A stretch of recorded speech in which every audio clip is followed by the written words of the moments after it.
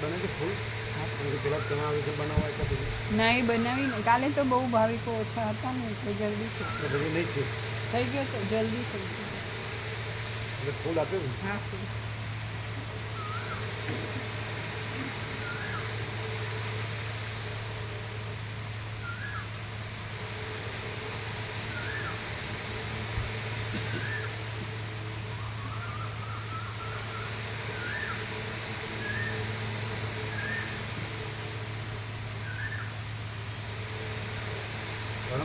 પરમ જગ્યા full and final. એમાં શું આગલા ડીશમાં જૂનામાં ગુરુવારને બદલે શુક્રવાર લખ્યો હતો વ્યાસ પૂર્ણિમામાં, એટલે સુધારીને ગુરુવાર કર્યું.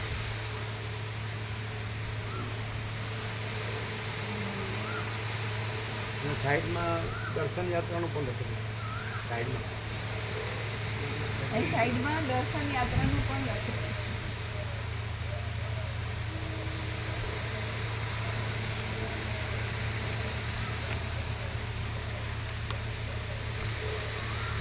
આ પરમપિતા પરમજ્યોતિ અખંડ જ્યોતિ ફૂલ એન્ડ ફાઇનલ છે, તો આ બધું જે દેખાય છે એ વ્યવહાર કેવી છે?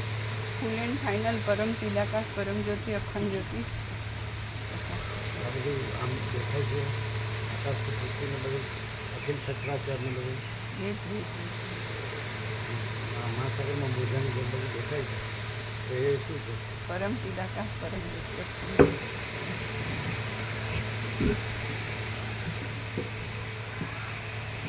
ઓમ બરાબર અવાજ ઓછો હે બરાબર બરાબર. પરમ ચિદાકાશ પરમ જ્યોતિ અખંડ જ્યોતિ અનંત પૂર્ણ પરમ ચિદાકાશ પરમ શાંતિ स्वयं सिद्ध स्वयं प्रकाश स्वयं पूर्ण स्वस्वरूप, यही सब कुछ है, इसके सिवा कुछ नहीं है. शून्यभास अनंत कोटि महाकल्पो है ही नहीं. वशिष्ठ राम उत्पत्ति प्रकरण राउंड 39 રાઉન્ડ. તો એમ કહે છે ને કે તમારો જો સંકલ્પ હોય એવું તમને દેખાય એવું કહે છે ને. એટલે જેનો સંકલ્પ એવો હોય કે હું આ છું આ જગત છે તો એને એવું દેખાય. જેનો સંકલ્પ એવો હોય કે આ બધું હું પરમ ચિદાકાશ પરમ જ્યોતિ અખંડ જ્યોતિ છું ફૂલ એન્ડ ફાઇનલ અને બીજું કાંઈ નથી બીજું કાંઈ થતું નથી, તો એ સંકલ્પ છે.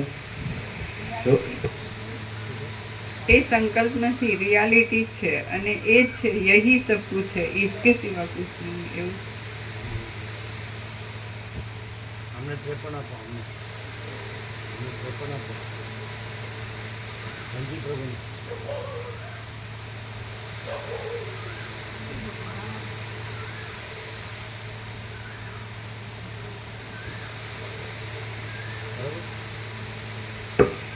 પછી બીજું તો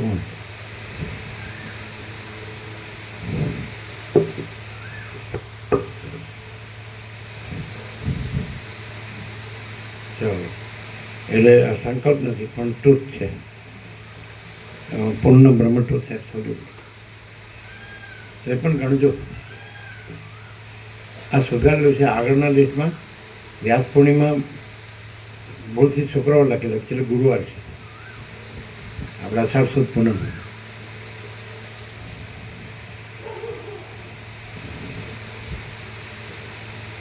આપણે પહેલેથી વ્યાસ પૂર્ણિમા જ કરીએ ને. એકચ્યુઅલી સંદેશ પંચાંગમાં પહેલાં વ્યાસ પૂર્ણિમા આવતી હતો, પછી ગુરુએ ગુરુ પૂર્ણિમા કરી નાખ્યું. એકચ્યુઅલી વ્યાસ અષાઢ સુદ એટલે આપણે નેમી સારણે જઈએ ને ત્યાં વ્યાસે 88,000 ઋષિઓ વચ્ચે જ્ઞાન સત્ર યોજ્યું હતું. અને ત્યાં બધું આશ્રમો જ છે, ઋષિમુનિ રહેતા હતા વર્ષો પહેલાં. અને ત્યાં વડ છે વ્યાસ વડ, ત્યાં લખ્યું હતું અષાઢ સુદ પૂનમ વ્યાસ જન્મ તિથિ છે. એટલે એ વ્યાસ પૂર્ણિમા છે ને આપણે પહેલેથી વ્યાસ પૂર્ણિમા જ કરીએ છીએ, આપણે ગુરુ પૂર્ણિમા નથી કરતા. અને ગુરુએ ગુરુ પૂર્ણિમા કરી નાખ્યું. ખ્યાલ આવ્યો? નહીં આવ્યો, ખ્યાલ ન આવ્યો. અચ્છા, બીજું તમને એક કહેવાનું હતું. અહીંયા છે ને, તમે ઊભા થશો એટલે દેખાશે. ઊભા થઈને ધનજી પ્રભુ, અહીંયા જે રામજી પ્રભુ લખ્યું છે ને, અહીંયા આવો બોર્ડ, એમાં મારે મનનો આનંદ જોતો નથી, પણ આત્માનંદ જોઈએ છે. જો આ આગળ છે બોર્ડ, જાઓ જાઓ આગળ જાઓ, એને બતાડજો. ને આપણે પરમ ગુરુની વાત હતી ને, એટલે ક્લિયર કરીએ.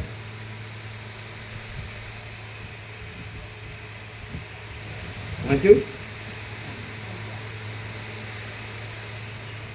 વાંચ્યું વાંચ્યું? હા, હવે આપણે પરમ ગુરુની વાત થઈ હતી ને, ખબર? તમને નહીં ખબર. આપણે ધનજી પ્રભુ પરમ ગુરુની વાત થઈ હતી ને, એટલે આત્માનંદ ગુરુનું નામ છે. તો કેમ બ્રહ્માનંદ ને સચ્ચિદાનંદ એવું લખ્યું? એટલે આપણે પરમ ગુરુની વાત થઈ હતી. એટલે વ્યક્તિને જ લોકો પછી પરમ આત્મા એમ, પણ એ પરમાત્મા નથી કહેતા, વ્યક્તિને પરમાત્મા કહે. તમને ખ્યાલ આવ્યો કેમ આત્માનંદ લખ્યું, બ્રહ્માનંદ કેમ ન લખ્યું?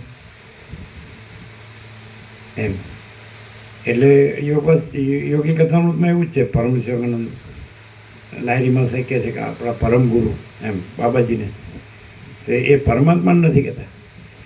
અને ગુરુ ગીતામાં એટલે સ્કંદ પુરાણ છે, અને એની અંદર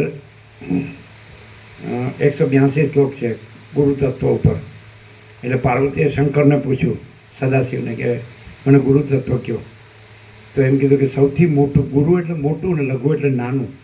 ગુરુ એટલે વ્યક્તિ નહીં, સૌથી મોટું તત્વ. એટલે આપણે જેને પરમ ચિદાકાશ, પરમ જ્યોતિ, અખંડ જ્યોતિ કહીએ છીએ. આપણે જેને મહાચિદાકાશ, સ્વયં પ્રકાશ, સંપૂર્ણ પ્રકાશ કહીએ છીએ. આપણે તો આમાં વ્યક્તિ ન આવે. આપણે પૂર્ણ બ્રહ્મ અનંત, તેજગણ અનંત, ચિદગણ કહીએ છીએ. ન કહીએ તો એમ જ છે, શબ્દ નથી, વિચારવાણી શબ્દ જ નથી, પરાપસંદી મધ્યમાં વૈખરી નથી, કોઈ વ્યક્તિ નથી, કહેનાર નથી, સોચના કહેનાર સુના નહીં, યાદ રખના બોલના નહીં. પછી આપણે પરમાકાશ, કેવલ અનંત શુદ્ધ તેજગણ કહીએ છીએ. પરમાકાશ, અખિલ આત્મા, પૂર્ણ બ્રહ્મ, પરમાત્મા કહીએ છીએ. એ ગુરુ તત્વ છે. ગુરુ એટલે વ્યક્તિ, એમ કે આ અમારા પરમ ગુરુ એટલે પરમાત્મા એવું નહીં, એ પકડે છે વ્યક્તિને એટલે તો વાળો થાય. વસીટનો વાળો નથી થયો, બાકી બધાનો વાળો થયો. વાળો સમજે, કુંડાળું, આ હું ને મારું. તો એ અનંત છે, એમાં હું મારું નથી. જેમ વસીટ આમને કહે કે આકાશમાં જેમ કાળું ટપકું કલંક કદી સંભે નહીં, એમ ચિદાકાશમાં અહમરૂપી કાળું ટપકું કલંક કદી સંભે નહીં. એટલે અહમથી બધું થાય. મેં જ્ઞાની, મેં યોગી, એસા અહંકાર से होता है. હું જ્ઞાની, હું યોગી, એવું અહંકારથી થાય. આ બધા, અને જે કહો દર્શન કહો કે અનુભૂતિ કહો કે મા ચિદાકાશ, સ્વસમિધ્ય, સહજ નિર્વિકલ્પ, એમાં બધું આવી જાય. એટલે ફૂલ એન્ડ ફાઇનલ છે. यह सब माँ चिदाकाश से एकदम सहज है. આ શિવરાણી કુટીર ઉપર હાથેથી જ લખેલું, यह सब माँ चिदाकाश से एकदम सहज है. ऐसा તો આ કેમ સમજાતું નથી? અહીંયા હવે આપણે દ્રશ્યમાં આવીએ, નથી, આ તો ભ્રમ જ છે, સ્વપ્ન જેવું ને મૃત તૃષ્ણાના જળ જેવું. આ કે હું જન્મ્યો છું ને હું જોઉં છું આખું આ વિશ્વ છે, યુનિવર્સ, આકાશથી પૃથ્વી. 2 વર્ષ પહેલાં 3 વૈજ્ઞાનિકોએ સિદ્ધ કર્યું ક્વોન્ટમ ફિઝિક્સથી કે યુનિવર્સ ઇઝ અનરિયલ. આ વિશ્વ છે ને એ અનરિયલ છે, એટલે સાચું નથી, અસત છે. એને નોબેલ પ્રાઇઝ મળ્યું 3 વૈજ્ઞાનિકોને. એ તમે જાણ્યું હતું? નહીં. આ વિશ્વ છે એ સત્ય નથી, એટલે એ એક જાતનો ભ્રમ જ છે, અસત છે, ભાસ જ છે. અને પછી અનંત શુદ્ધ ચિદાકાશ છે. પણ એ લોકો કઈ રીતે કહે છે ખબર છે? ક્વોન્ટમ કે એ વિટનેસ છે અને એનો પ્રતિભાસ છે, એવી રીતે કહે છે. સાક્ષીનો પ્રતિભાસ, એટલે પ્રતિભાસ ભ્રમ છે અને સાક્ષી જ છે, સમજાય? પણ એ કેટલા સુધી છે? વૈજ્ઞાનિકોએ સિદ્ધ કર્યું કે યુનિવર્સ ઇઝ અનરિયલ, પણ એ કેટલા સુધી છે? વૈજ્ઞાનિક કેટલા સુધી છે?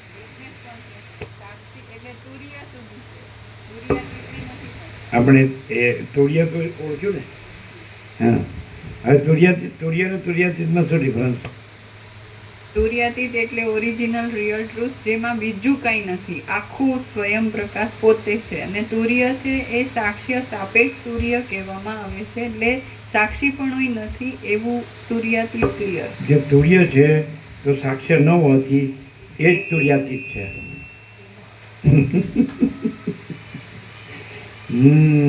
તમે તુર્ય અને તુર્યાતીતમાં જુદા પડો છો. અમે તુર્ય છે એ તુર્યાતીત પર આરોપ છે, આરોપ નથી ને તુર્યાતીત જ છે. તમે તુર્યને જુદું પાડો છો, સમજાય છે? એ તુર્યાતીત જ છે. હવે નીચે વધારે આવીએ. નીચે તો તમે તુર્યાતીત છે એને સાવ નીચે આપણે અહીંયા સુધી આવીએ, માણસ સુધી. તો માણસ છે હું કે છે, સમજાય? તો એ આરોપથી હું કે છે, તુર્યાતીત જ છે. યા અલખ નિરંજન. આ બોલે ફાઇનલ. પણ આ બધું શું તમે સાંભળો ખરા ને એટલી વાર જ ખુશ થાવ, બસ પછી ભૂલી જાઓ કે હું તો આ જ છું એમ.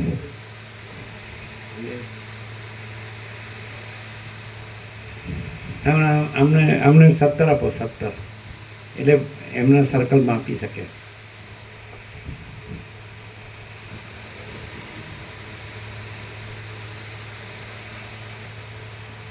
બોલો કેમ છે? પછી હજી નીચે જવું, હજી નીચે તો અહમરૂપ જીવ છે તો એ કારણ છે, બ્રહ્મ જ છે, આરોપિત બ્રહ્મ, મને તુર્યાતીત જ. પછી નીચે જઈએ તો 5 પ્રાણ, મન બુદ્ધિ ચિત્ત અહંકાર, 5 જ્ઞાનેન્દ્રિય, 5 કર્મેન્દ્રિય, સૂક્ષ્મ શરીર.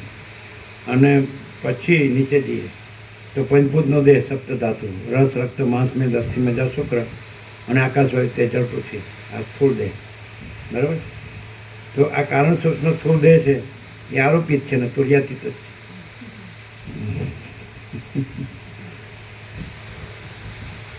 હવે જો કોઈ ભ્રમથી રહે તો એ આરોપિતથી રહે, અને જે તુર્યાતીત રહે તો એનામાં આ ભ્રમ ન હોય. આ નહીં સમજાય. તમે ભ્રમ રહીને આ ન સમજી શકો. અને તુર્યાતીત છે એમાં કોઈ ભ્રમ નથી, એટલે તુર્યાતીત કોઈ રહ્યું નથી.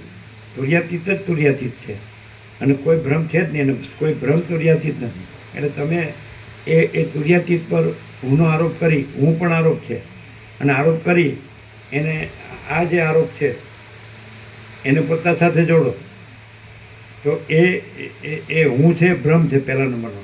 અને પછી હું ને જગત, કેન્દ્રના વર્તુળ, દ્રષ્ટાદર્શ્ય, તો એ હુંનો આરોપ છે. એટલે હું પહેલો આરોપ છે, અને પછી હું ને જગત, દ્રષ્ટાદર્શ્ય એ આરોપ છે. એટલે પહેલાં નીચે આવીએ તો સાક્ષી સાક્ષર સુધી આવે તુર્ય. પછી નીચે આવીએ ચિદાભાસ જીવ, તો દ્રષ્ટાદર્શ્ય. પણ એ હું છે એ એકદમ ચોખ્ખો હોય, સંપૂર્ણ ભ્રાંતિ રહિત શુદ્ધ સ્વરૂપ, તો એ તુર્યાતીત છે. એટલે બીજો કોઈ પણ આરોપ એને પોતા સાથે જોડ્યો ન હોય. નથી કે સાક્ષીનો આરોપે જોડેલો હોય, સાક્ષ્યનો જોડેલો હોય, દ્રષ્ટાનો જોડેલો હોય, દ્રશ્યનો જોડેલો હોય. સમજાય? ક્લિયર થાય? પેલી 1700 લાવ્યા ને એમાંથી 1000 એમને આપો. આ ધનજી પ્રભુ કોદરપોએ કીધું ત્યાં રામજી મંદિર રવિવારે પ્રાણ પ્રતિષ્ઠા છે, એટલે ત્યાં બધા, એટલે એ લોકો આવ્યા હતા કાલે કે તમે 5 થી 6 આવજો, 5 થી 6 સાંજે ને. અને એ કહે છે કે 1000 આવશે ને તો ત્યાં આપીશું આ પત્રિકા. બરાબર? 1000 આવી ગઈ, એને આપી દો. બોલો કેમ છે? હવે તમે એમ કહો કે આ બધું આમ જુદું જુદું દેખાય છે, સમજાય છે કે નહીં? તો એ જે અનંત સુધી ચિદાકાશ છે, પરમ ચિદાકાશ, પરમ જ્યોતિ, અખંડ જ્યોતિ એબ્સોલ્યુટ છે. એટલે પૂર્ણ બ્રહ્મ ટ્રુથ એબ્સોલ્યુટ. તો પૂર્ણ બ્રહ્મ અનંત તેજ ગણ, અનંત ચિત ગણ, એટલે ફૂલ એન્ડ ફાઇનલ. તો એના પર જે હુંનો આરોપ છે એ હું છે એ પ્રતિભાસ છે, પહેલો પ્રશ્ન. અને પછી આ બધું જુદું જુદું કહો છો એ હુંનો પ્રતિભાસ છે. કેવી રીતે? કે દાખલે કે સ્વપ્ન છે તો એમાં બધું અનેકને જુદું જુદું, આકાશથી પૃથ્વી બધું દેખાય છે, બધા રૂપરંગ પણ આવા જાગ્રતના જેવા જ. દેખાય છે, બ્લુ આકાશ દેખાય, પછી લીલું વૃક્ષ દેખાય, પછી એનું થર્ડ બ્રાઉન દેખાય, બરાબર. પછી માણસે સફેદ કપડાં પહેર્યા હોય અથવા ઘઉંવર્ણનું હોય, પોતે બધું પાઘડી પહેર્યું હોય કે કમીજ પહેર્યું કે ધોતિયું પહેર્યું કે એના પગ કે હાથ બધું ચાલતા હોય બોલતા હોય. ઘર, પછી નદી, પછી મહાસાગર, લીલો રંગ હોય, હવે ને તો બધું દેખાય. પૃથ્વી હોય તો આવી ઘઉંવર્ણી હોય તો દેખાય. તો એ જે ઊનો જે આરોપ છે પરમ ચિદાકાશ પરમ જ્યોતિ અખંડ જ્યોતિ ઉપર, એટલે બ્રહ્મ માત્ર, ભાસ માત્ર, કલ્પિત, આરોપિત. તો એ બ્રહ્મ છે એના પર આરોપ છે સ્વપ્ન. આગળ તો એ જ હું પર આરોપ છે જાગૃતનો, અને એ જ હું પર આરોપ છે સુષુપ્તિનો. તો એ હું છે, પણ એ આરોપ કાઢ નાખો તો એ હું પરમ ચિદાકાશ પરમ જ્યોતિ અખંડ જ્યોતિ. હા, બરાબર. એટલે બધાને પહોંચી જશે. બોલો શું કહો? આ ફૂલ એન્ડ ફાઇનલ. હવે દાખલ કે તમે કાંઈ પણ કરો છો તો આરોપિતમાં છો, બ્રહ્મમાં છો, અને પરમ ચિદાકાશ પરમ જ્યોતિ અખંડ જ્યોતિ, તો એમાં બીજું કોઈ નથી, કાંઈ નથી, કાંઈ થતું નથી. એટલે જો કાંઈ ન હોય તો એ હું એકદમ ચોખ્ખો હું, તો એ પરમ ચિદાકાશ પરમ જ્યોતિ અખંડ જ્યોતિ છે. એ પછી હું નથી. હું જે કહેવાનું આવે ને તો એમાં બ્રહ્મનો આરોપ પોસિબલ છે, પણ હું કહેવામાં જ નથી આવતું, હું સંભવ જ નથી. આકાશમાં જેમ કાળું ટપકું કલંકથી સંભે ને, એમ ચિદાકાશમાં અહમરૂપી કાળું ટપકું કલંકથી સંભે નહીં. એટલે હું છે જ નહીં, હું આરોપિત છે. સૌથી પહેલો આખો હું છે, સમજે જ કે નહીં? તો આપણે જે એકદમ એનાલિસિસ કર્યું કે સમષ્ટિ સાક્ષી બ્રહ્મ અને સમષ્ટિ સાક્ષી ઈશ્વર હિરણ્યગર્ભ વિરાટ, અને એના પાર્ટ એન્ડ પાર્સલ વ્યષ્ટિ સાક્ષી આત્મા અને વ્યષ્ટિ સાક્ષ્ય જીવ મન દેહ. તો આ સમષ્ટિ વ્યષ્ટિ સાક્ષ્ય છે, સાક્ષી સાક્ષ્ય એ છે જ નહીં. અને જે ચિદાભાસ કીધો વ્યષ્ટિ સમષ્ટિ કે વ્યષ્ટિ, તો એમાં દ્રષ્ટા દ્રશ્ય આવે, સમજે? સાક્ષીમાં સાક્ષી સાક્ષ્ય આવે. સાક્ષી દ્રષ્ટા દ્રશ્યથી ઉપર છે, દ્રષ્ટા દ્રશ્ય આમાં આવે, હા, ચિદાભાસમાં આવે, સમજે? આજે હું આજ છું અને આ બધું છે, તો એમાં દ્રષ્ટા દ્રશ્ય આવે, આમાં સાક્ષી સાક્ષ્ય ના આવે.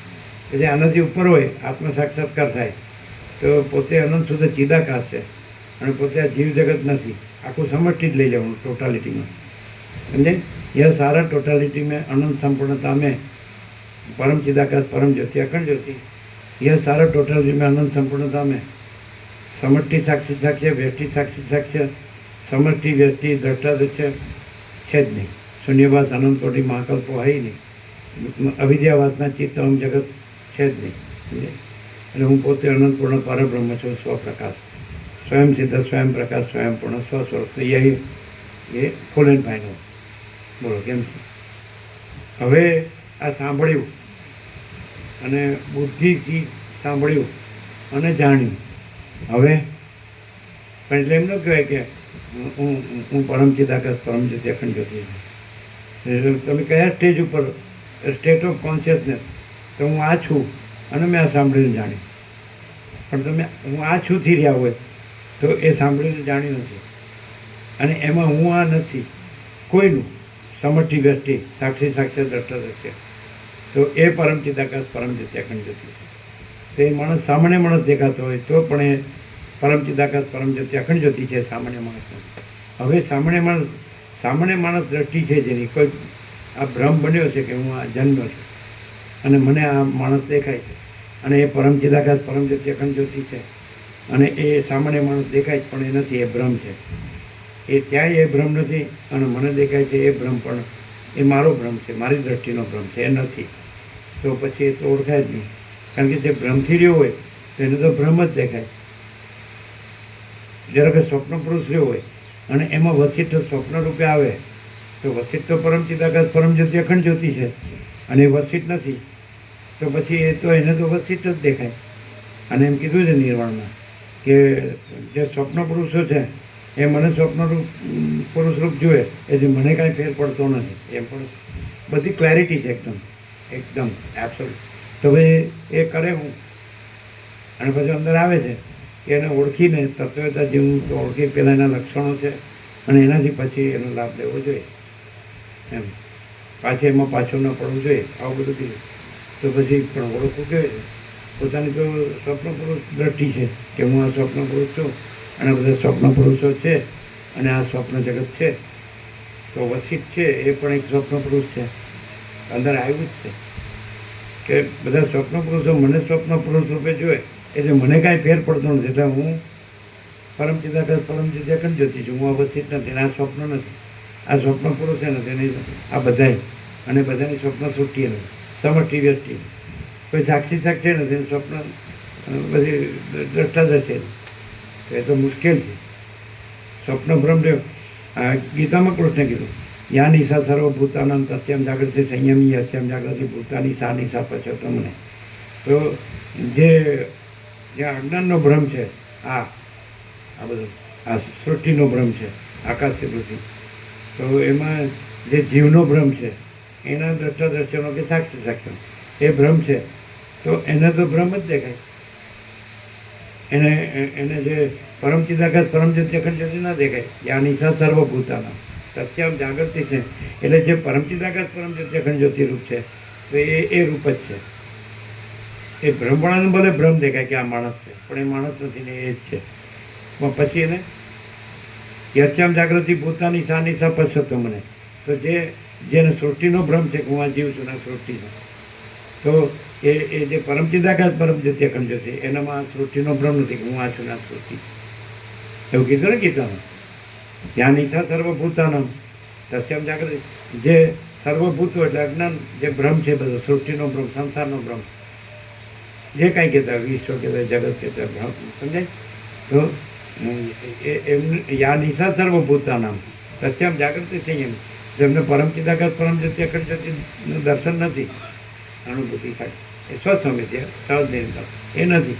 તસ્યામ જાગૃતિ સંયમી જ્ઞાની એમાં જાગે એટલે જ્ઞાની એ જ છે.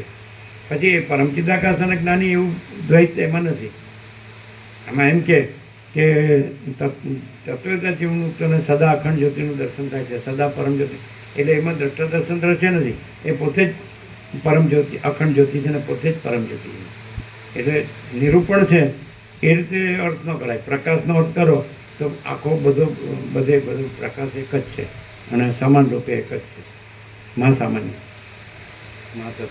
બોલો તો પછી અને યશમ જાગૃતિ ભૂતાની સા નિશા પશ્યત. તો આ સૃષ્ટિના સંસારના બ્રહ્મ જે અજ્ઞાન જાગે અજ્ઞાનના બ્રહ્મ તો સા નિશા તો આને પરમ ચિદાકાશ પરમ જ્યોતિમાં અખંડ જ્યોતિમાં આ કાંઈ નથી. બોલો એ તો પુરુષને જ કીધું કે ક્યાં લક્ષણ દેખાડવું પડે કે આ જે તત્વતા જીવનમુક્ત તો આરોપથી કીધો કે આ માણસ જે તત્વતા જીવનમુક્ત છે એટલે પરમ ચિદાકાશ પરમ જ્યોતિ અખંડ જ્યોતિ. તો મૂળ લક્ષણ મેઇન ના તમે કહેશો એ તમારા જે કંઈ વાંચન છે કે અભ્યાસ છે એમાંથી કહેશો, અમે એમાંથી નહીં કહીએ, અમે પ્રકાશથી કહીએ. એ માણસ દેખાતો હોય તો પણ એ પરમ ચિદાકાશ પરમ જ્યોતિ અખંડ જ્યોતિ છે અને એમાં કોઈ આખો અનંત જે સૃષ્ટિનો ભ્રમ છે કોઈ નથી. વિવર્ત કયો, દ્વૈત કયો, આભાસ કયો, એપિયરન્સ કયો, ઇલ્યુઝન ભ્રમ કયો, કલ્પના કયો, મોહ કયો, ભાસ કયો, કુછ નહીં. એનામાં કાંઈ નથી. પણ એ તો દેખાય છે બધા જેવું જ. હવે નેચરલ જીવતો જાગતો બોલતો ચાલતો. આપણે જે ન દેખાતું હોય એ નહીં કહેવાનું, દેખાતું હોય એ નથી કહેવાનું કે બધા જોઈ શકે કે આ પરમ ચિદાકાશ પરમ જ્યોતિ અખંડ જ્યોતિ છે ને આ માણસ. જે જોઈ શકતો ન હોય ને એનો પણ ગુરુ થાય, એને પણ ઉપદેશ આપે સીધી કે આટલો રીતે થોડું કે સૂક્ષ્મ બે કે તમે આમ કરો ને એટલે આમ થાય, આમ ન કરો એટલે આમ ન થાય એમ એને ઉપદેશ. બોલો સાચું છે કે નહીં? આ તમને તકલીફ થાય જ ને એ આને કારણે થાય, એ મારી ભૂલ નથી.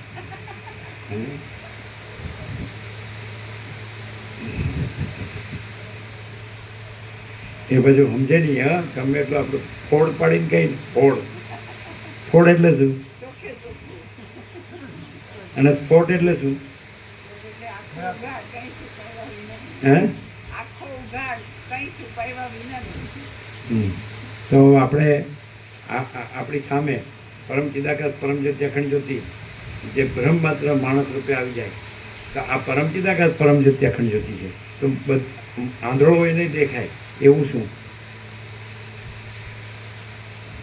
ગમે એવો ભ્રાંતિવાળો જોવે ને, જો અંદરનું નહીં કહેવાનું, જે દેખાતું હોય. જે ખાસ કરીને 800 કરોડ નહીં, પહેલો માણસ છે ને સૃષ્ટિ થઈ અને છેલ્લો પ્રલય મહાપ્રલયમાં નો રહે ને ત્યાં સુધીને બધાને સ્વીકારવું પડે કે આ સાક્ષાત પરમ ચિદાકાશ પરમ જ્યોતિ અખંડ જ્યોતિ છે અને આ હું એને જોઉં છું માણસ રૂપે. એ બધું કાંઈ નથી અને હું આ બધું અનંત દ્રશ્ય જોઉં છું. બધા જે છે એમાં પોતે બધા જીવો છે ને અનંત દ્રશ્યને જોનારા છે. એ બધું કાંઈ નથી અને આ સાક્ષાત એ જ છે જો હૈ સો હૈ. બીજું કોઈ નથી, કાંઈ નથી, કાંઈ થતું નથી. પણ માણસ દેખાય છે, બધાને સ્વીકારવું પડે. એવું શું ન આવડે બોલો? તમે પછી ફિલોસોફીમાં જતા રહેશો. આપણે તત્વબોધથી વાત નહીં કરવાની, આપણે તો પ્રેક્ટિકલમાં. આમ આંધળો હોય ને તો કે આ પરમ ચિદાકાશ પરમ જ્યોતિ અખંડ જ્યોતિ છે અને એમાં દેખતો ને આંધળો કાંઈ નથી. એવું શું? સામાન્ય માણસ દેખાતો હોય પણ છતાંય પરમ ચિદાકાશ પરમ જ્યોતિ અખંડ જ્યોતિ જ છે ને બીજું કંઈ નથી. અને કોઈ પણ જાતની ભ્રાંતિવાળો આવે, સ્થૂળવાળો આવે ને તો એને એમ લાગે કે જે મારામાં રાજ્ય ભોગો લક્ષ્મી કે કામિની કાંચન કીર્તિની જે કંઈ છે વાસના લોલુપતા એમાંનું આમાં કંઈ નથી. પ્યોર એન્ડ શ્યોર પવિત્ર છે એવું લાગે, દિવ્ય લાગે, અલૌકિક લાગે. પછી જે અહંકારી હોય એને એમ થાય કે હું કંઈક છું, મારામાં આ બધું છે, હું જાણું છું કે કંઈ પણ. તો એમાંનું કંઈ આ હું આમાં હોતું જ નથી.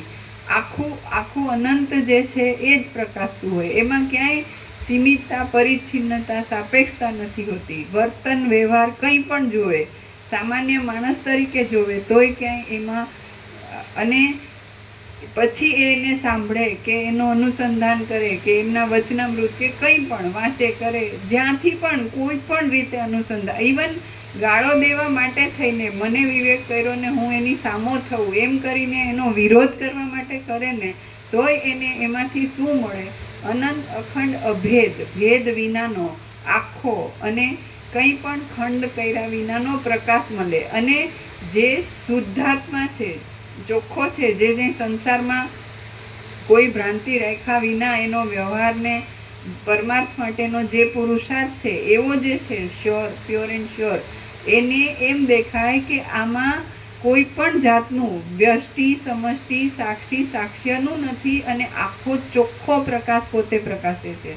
તો કોઈ પણ રીતે ગમે તે લેવલનો હોય ને, ગમે તે લેવલનો ભ્રાંતિવાળો હોય ને એને અખંડ પ્રકાશ અને અખંડ શાંતિ, અખંડ આનંદ જોવા મળે. અને ગમે ત્યારે જોવે ને 24 કલાકમાં ગમે ત્યારે, એક દિવસ પહેલી વાર જોયા ત્યારથી તે આજ સુધી જે પણ કોઈ રીતે એને જોવું હોય કે આમાંથી હું ખામી કાઢું, પાણીમાંથી પોળા કાઢું, કંઈ પણ રીતે જોવા જાય ને, કમ્પેર કરે દુનિયામાં એને જે માનેલું ઠસાવેલું હોય એની સાથે કમ્પેર કરવા જાય તોય એને એવી ખબર પડે કે આ છે એવી પરમ શાંતિ છે, એવું સ્વરૂપ પ્રકાશ છે કે કોઈ દિવસ એમાંથી રત્તીભર લેશ માત્ર, રજ માત્ર, મુદ્દલ એને સ્વરૂપ છોડ્યું નથી. અને અખંડ આને આ જ છે. અને કોઈ પણને એમ લાગે કે મને આમ કીધું કે તેને તેમ કીધું કે આ આવું, પોતે સંસારની દ્રષ્ટિથી જ જોતો હોય તો એની બુદ્ધિ લિમિટેડ હોય, એની જે માન્યતાઓ હોય એ બધી રૂઢ થયેલી હોય, તો એને એ વખતે પ્રકાશ થતો હોય, વિવેક થતો હોય ત્યારે પણ એને એમ લાગે કે આવું સ્વામીજીએ આવું કર્યું, એવું જ્યારે થતું હોય એવો ખોટો હોય, પોતે ખોટો હોય અને એ સત્યને સમજી ન શકતો હોય, જાણી ન શકતો હોય, ઉડાવવા કરતો હોય અથવા તો મોઢે બોલે નહીં પણ અંદરથી સ્વીકાર ના હોય, એવો જે હલકો માણસ હોય ને એને પણ એ તો વસ્તુ દેખાય જ કે આ છે એ બધાના કલ્યાણ માટે છે. કોઈ ઈગો પ્રેરિત કે કોઈ ગુરુની ગ્રંથિથી કે કોઈ ભગવાન થઈ બેઠા હોય ને એ લોકો જે કરતા હોય એમાંનું કંઈ અહીંયા નથી. આખો ચોખ્ખો પ્રકાશ છે માણસ તરીકે જુએ તોય. અને સ્વરૂપનું જે આ પ્રકાશ છે, તત્વબોધ કરે જ્યારે પણ કોઈ પણ વખતે, એવું નહીં કે આ કોઈ સદગ્રંથિ કે સત્શાસ્ત્રથી કે એવી રીતે એને લઈને તત્વબોધ કર્યો. અનંત અખંડ અભેદ આ અખંડ પ્રકાશ પોતે પ્રકાશે છે. ને આટલો બધો પ્યોર એન્ડ શ્યોર પ્રકાશ કોઈ પણ ભ્રાંતિ પોતાનામાં જોડ્યા વિનાનો જ હોય તો જ આટલો પ્યોર એન્ડ શ્યોર હોય, એબ્સોલ્યુટ હોય. આ મહાચિદાકાશ સ્વયં પ્રકાશ, સંપૂર્ણ પ્રકાશ. માણસ જોવે તોય અમે પોતે જ પરમ ચિદાકાશ, પરમ જ્યોતિ, અખંડ જ્યોતિ છીએ. એમ જ છે. યહી સબ કુછ है, इसके सिवा कुछ नहीं.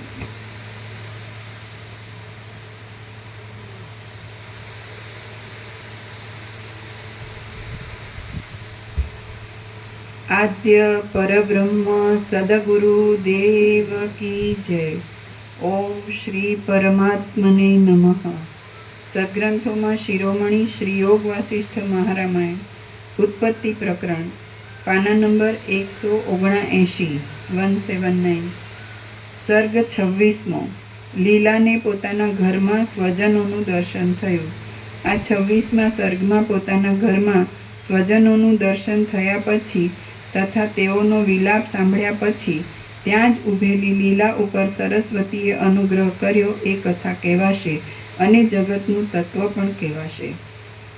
પાના નંબર 179 ડાબી બાજુ વચ્ચે. ધૂળથી ઘેરાયેલી અને લોકોની 179 179 પાના નંબર 179 સર્ગ 26. ધૂળથી ઘેરાયેલી અને લોકોની અવરજવર વિનાની થઈ પડેલી આ ગલી વિધવાની જેમ જાણે આનંદ વિહીન અને શૂન્ય હૃદય થઈ ગઈ છે. કોયલ પક્ષીઓના તથા ભ્રમરોના શબ્દોરૂપી વિલાસ કરતી ઝાકળની વૃષ્ટિરૂપ આંસુઓથી ભીંજાયેલી અને અત્યંત ઊના પવનોરૂપી નિશ્વાસથી વૃક્ષ થયેલી આ લતાઓ પોતાના પલ્લવોરૂપ હાથોથી છાતી તથા માથાને કૂટ્યા કરે છે. તાપથી તપી ગયેલા શરીરોવાળો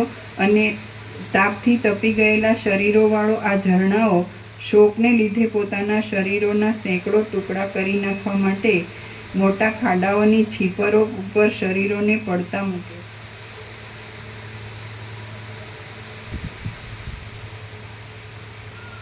તાપથી તપી ગયેલા શરીરોવાળા આ ઝરણાઓ શોકને લીધે પોતાના શરીરોના સેંકડો ટુકડા કરી નાખવા માટે મોટા ખાડાઓની છીપરો ઉપર શરીરોને પડતા મૂકે છે.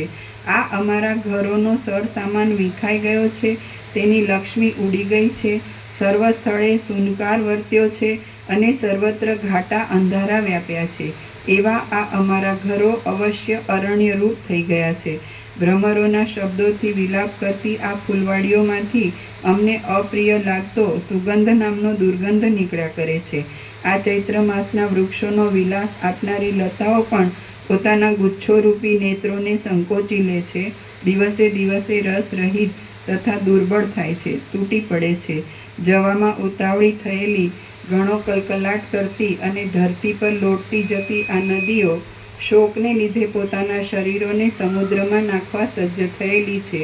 આ વાવો પ્રથમ ઘણી ચપળતાવાળી હતી, પણ તે હમણાં મગતરું બેસવાથી જેટલું ચલન થાય તેટલું ચલન સુદ્ધા કરતી નથી અને મનમાં આનંદને ઉત્પન્ન જ થવા નહીં દે એવા શોકની ભાવના કર્યા કરે છે. અમે ધારીએ છીએ કે હમણાં અમારા માત પિતા આકાશને શોભાવતા હશે, તેથી આકાશમાં કિન્નરો, ગંધર્વો, વિદ્યાધરો અને અપ્સરાઓ ગાયન કરવા લાગ્યા હશે. હે દેવીઓ, આ પ્રમાણે બન્યું છે તો હવે તમે અમારા શોકનો નાશ કરો, કારણ કે મહાત્માઓનું દર્શન કદી પણ નિષ્ફળ થતું નથી. વસિષ્ઠ બોલ્યા, પુત્રે એ પ્રમાણે કહ્યું એટલે કમલીની જેમ નમીને પોતાના પલ્લવથી, પોતાના મૂળથી ગાંઠનો સ્પર્શ કરે છે, તેમ લીલાએ નમીને પોતાના નમ્ર પુત્રના માથા ઉપર પોતાના હાથથી સ્પર્શ કર્યો. એટલે કમલીની જેમ નમીને પોતાના પલ્લવથી, પોતાના મૂળથી ગાંઠનો સ્પર્શ કરે છે.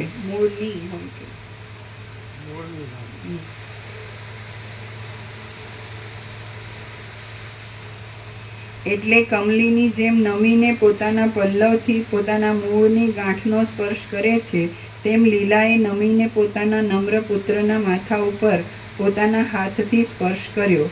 જેમ પર્વત વર્ષા ઋતુના મેઘનો સંબંધી મેઘના. જેમ પર્વત વર્ષા ઋતુના મેઘના સંબંધથી ઉનાળાના તાપનો ત્યાગ કરે છે, તેમ જ્યેષ્ઠ શર્માએ લીલાના હાથના સ્પર્શથી દુઃખના અને દુર્ભાગ્યપણાના સંકટનો ત્યાગ કર્યો. જેમ લોક અમૃતના પાનથી જેમ પર્વત વર્ષા ઋતુના મેઘના સંબંધથી ઉનાળાના તાપનો ત્યાગ કરે છે, તેમ જ્યેષ્ઠ શર્માએ લીલાના હાથના સ્પર્શથી દુઃખના અને દુર્ભાગ્યપણાના સંકટનો ત્યાગ કર્યો. જેમ લોક અમૃતના પાનથી દુઃખ રહિત અને લક્ષ્મીવાળા થાય છે, તેમ એ ઘરના સઘળા માણસો તે દેવીઓના અવલોકનથી દુઃખ રહિત અને શોભાવાળા થયા.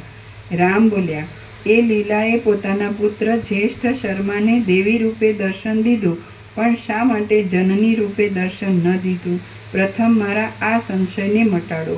વસિષ્ઠ બોલ્યા, જે અજ્ઞાની માણસ કલ્પિત પૃથ્વી આદિના સમૂહ રૂપે દેહને સ્થૂલ ભૂતમય સમજે છે, તેની દ્રષ્ટિમાં એ દેહ સ્થૂલ જ થઈ જાય છે, પણ જ્ઞાની માણસોને તો તે દેહ કેવળ બ્રહ્મ રૂપે જ રહે છે. વસિષ્ઠ બોલ્યા, જે અજ્ઞાની માણસ કલ્પિત પૃથ્વી આદિના સમૂહ રૂપે દેહને સ્થૂલ ભૂતમય સમજે છે, તેની દ્રષ્ટિમાં એ દેહ સ્થૂલ જ થઈ જાય છે, પણ જ્ઞાની માણસોને તો તે દેહ કેવળ બ્રહ્મ રૂપે જ રહે છે. પહેલા કહી દીધું બધું. બધું આવી ગયું. આવ્યું? હા. એટલે ભ્રાંત દ્રષ્ટિના આરોપથી બ્રહ્મદેવ આકારે પાસે છે, પણ બ્રહ્મ છે પોતે, અને ભ્રાંત દ્રષ્ટિ કે ભ્રાંત દેહ એવો આરોપ પોતા પર છે જ નહીં. એટલે બધું પોતે બ્રહ્મરૂપ જ છે. હવે આ શબ્દથી બોલે એટલે કંઈ બ્રહ્મરૂપ નથી, સમજાય? પણ એ સંપૂર્ણ ભ્રાંતિરહિત શુદ્ધ સ્વરૂપ હોય તો બ્રહ્મરૂપ છે. સમજે? અંદર કોઈ ભ્રાંતિ હોય, આ દ્રષ્ટા દ્રશ્ય જીવ જગત કે હું મારું કે રાગ દ્વેષ છે, કોઈ પણ આ રાજ્ય ભોગોલક્ષ્મી કે કાંઈ પણ, સમજાય? આવ્યું પહેલાં કીધું એ જ આવ્યું. એ જ્ઞાની એ દેહ નથી જોતો, પણ બ્રહ્મરૂપ જ જોઈએ. હવે એટલે દેહ બ્રહ્મરૂપ છે એવું નહીં સમજવાનું. દેહની ભ્રાંતિ નથી. જે પૃથ્વી આદિ ભૂતોથી બનેલો, એટલે આકાશ, વાયુ, તેજળ, પૃથ્વી, તો એ ભ્રાંતિ એ જોતો જ નથી, કારણ કે આકાશથી પૃથ્વી છે જ નહીં, એટલે દેહ એનો બનેલો દેહ છે જ નહીં. અને સગુણ બ્રહ્મ છે, સ્વયં બ્રહ્મ છે, કેવળ બ્રહ્મ છે, એ રીતે પોતે જ બ્રહ્મ છે. એને જેને દેહની ભ્રાંતિ છે, પૃથ્વી આદિથી બનેલા, તો એની ભ્રાંતિમાં છે, બ્રહ્મમાં નથી. એટલે એમ નહીં સમજવું કે જે બ્રહ્મરૂપ હોય તો દેહની ભ્રાંતિ એને બ્રહ્મરૂપ દેખાય છે. પૃથ્વી આદિથી બનેલો દેહ બ્રહ્મ જ બ્રહ્મરૂપ છે. જે પૃથ્વી આદિથી બનેલા દેહની ભ્રાંતિ એ કાંઈ નથી, એ બ્રહ્મરૂપ નથી. કેમ શું થયું?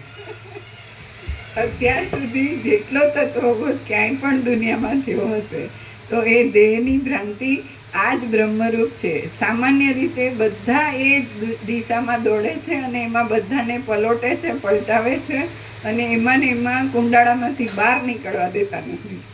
પોતાના દેહને એ બ્રહ્મરૂપ જાહેર કરે અને બધા લઘુતા ગ્રંથિવાળા એને પકડી લે, અને આ ગુરુ ભગવાનથી એ મોટા, અને એવી રીતે બધી આ ભ્રાંતિઓ ચાલતી હોય, પોષાતી હોય. આ કેવું છે? ભ્રાંતિ વિનાનું શુદ્ધ સ્વરૂપ પોતે. એટલે એમ કે એ દેહ ભ્રાંતિને બ્રહ્મરૂપ જુએ છે, એ શબ્દમાં નો અર્થ એવો જ કરે શાસ્ત્રથી. અને એક બીજું ક્લેરિફિકેશન બહુ મોટું, જે માણસો જે પ્રભુને જ આ દર્શન કર્યા અને આ જ આકારને ભગવાન કીધા, પરમ ચિદાકાશ પરમ જ્યોતિ અખંડ જ્યોતિ કીધું, તો ત્યાં પ્રભુએ એમ ક્લેરિફાય કર્યું કે જે આકારની ભ્રાંતિ છે એ ભ્રાંતિમાં છે, ત્યાં તો બ્રહ્મ જ છે એમ. તો પ્રભુએ તો બધે જ ક્યાંય પણ આકારની ભ્રાંતિ નથી, અને બધે જ બ્રહ્મ જ છે. ભ્રાંતિ એની ભ્રાંતિમાં છે, ભ્રાંતિમાં એટલે કંઈ નથી, અને આખું બ્રહ્મ છે. ગ્રેટ કે નિત્ય નૂતન પ્રકાર. પ્રકાશ. શું કહેતા હતા? ગ્રેટ નિત્ય નૂતન પ્રકાશ.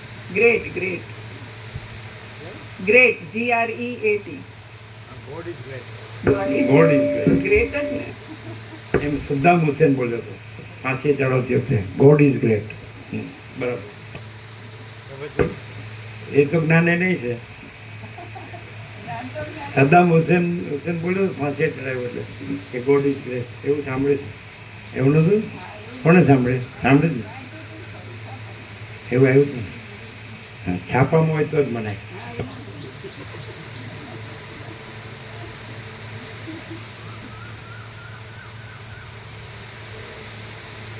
કેવું વેદાંત કેટલે સુધી પહોંચ્યું?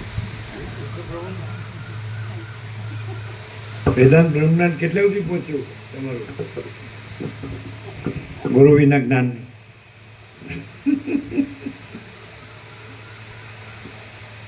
જે શાસ્ત્રના ગુરુ બોધ હોય ને એના સંમત હોય એટલું જ્ઞાન. અને જેમાં શાસ્ત્ર ગુરુ ન હોય એના ગુરુવાળા એમ જ કહે કે જ્યાં ગુરુનું કપટ હોય ત્યાં ન જવાય. એટલે એ લોકો ન આવતા હોય. હા.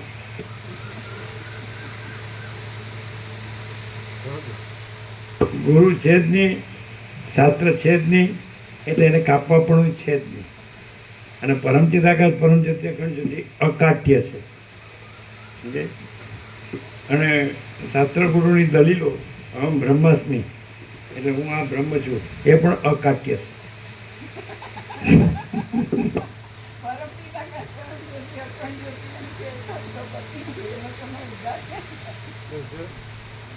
પરમ ચિદાકાશ પરમ જ્યોતિ અખંડ જ્યોતિ એમ કે એ લોકોનું આ અહમ બ્રહ્માસ્મિ કે જે વેદાંત બ્રહ્મ જ્ઞાન અકાટ્ય છે, તો એ લોકોનો ઉદ્ધાર ક્યાં થાય? ડીમ ડીમ કહેતા છો. વેદાંત ડીમ ડીમ ઢંઢેરો પીટીને તો કે છાતી ઠોકીને. એટલે પણ છાતી ક્યાંથી આવી? ઠોકવાની ક્યાંથી આવી? આ કોઈ મરી ગયું એને ઠોકે તો બરાબર. એવું જે ભાડે લાવ્યા હોય એ લોકો કાંઈ છાતી હાથ અડતા ન હોય તો દુખે પછી.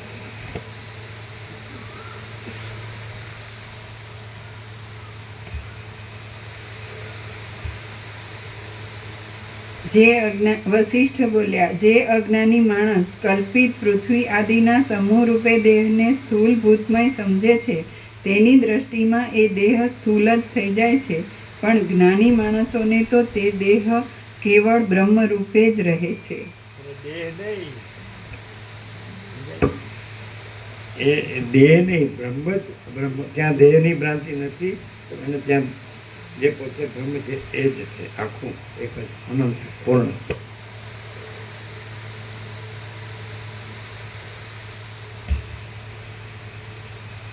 હે રામ, જેમ બાળકને તેની સામે ઉભેલો પુરુષ તે પુરુષ છે એમ નહીં સમજાયાને લીધે ભૂત લાગે છે, તેમ અજ્ઞાનીને આ પૃથ્વી આદિ પદાર્થો મિથ્યા છતાં પણ તેનું તત્વ નહીં સમજાયાને લીધે તે સત્ય ભાસે છે. આવી ગયું. આ પેલું આવી ગયું. ગીતાનો પ્રશ્નનો શ્લોકે આવી ગયો. યાન ઈશા સર્વભૂતામાં એ પણ આવી ગયું. એ કહેવાય ગયું. આવ્યું ને કે અજ્ઞાનીને બ્રહ્મ જ સાચો લાગે છે અને જ્ઞાનીને બ્રહ્મ જ સાચું લાગે છે. એટલે બ્રહ્મ છે જ નહીં. અને પેલા અજ્ઞાનીને બ્રહ્મ છે જ નહીં, બ્રહ્મ જ છે.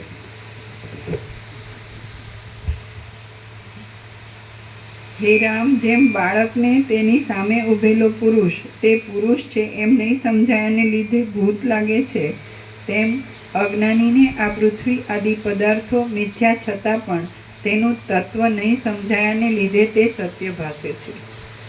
જેમ સ્વપ્નમાં પૃથ્વી આદિ રૂપે પ્રતીત થયેલા પદાર્થો આ આ તો તમારો 39 રાઉન્ડ છે, બહુ અભ્યાસ છે એટલે હવે તમને ખબર પડી કે તમને તત્વની ખબર પડી કે આ બધું તત્વ છે અને આ બધું બ્રહ્મ નથી. તો ખરેખર પોતે જ તત્વ છે, બીજું તત્વ નથી. અને પોતે તત્વમાં બીજો કોઈ ભ્રમ નથી એવું અહીં છે. એ કેવી રીતે ખબર પડે? કેમ કે બોલવામાં તો બરાબર છે પણ દેખાય તો પૃથ્વી આદિથી બનેલો દેહ, તો પછી એ તત્વ છે અને ભ્રમ નથી એ તો ખબર કેવી રીતે પડે? બોલ્યા વિના આ તત્વ આમ જ છે, સહજ છે. અને દુનિયામાં ક્યાંય પણ એમ કહેવાય કે આવું કીધું ને આમ પ્રકાશ કર્યો ને આટલું થયું ને પછી પ્રકાશ છે ને એવું બધું જે છે ને એ અનંત કોટી મહાકલ્પો શૂન્ય ભાસ, અનંત કોટી મહાકલ્પો હે ઈ નહીં. પરમ હોય ને એ બ્રહ્મ બનતો હોય, અને બ્રહ્મ હોય ને એ પરમ શાંત હોય.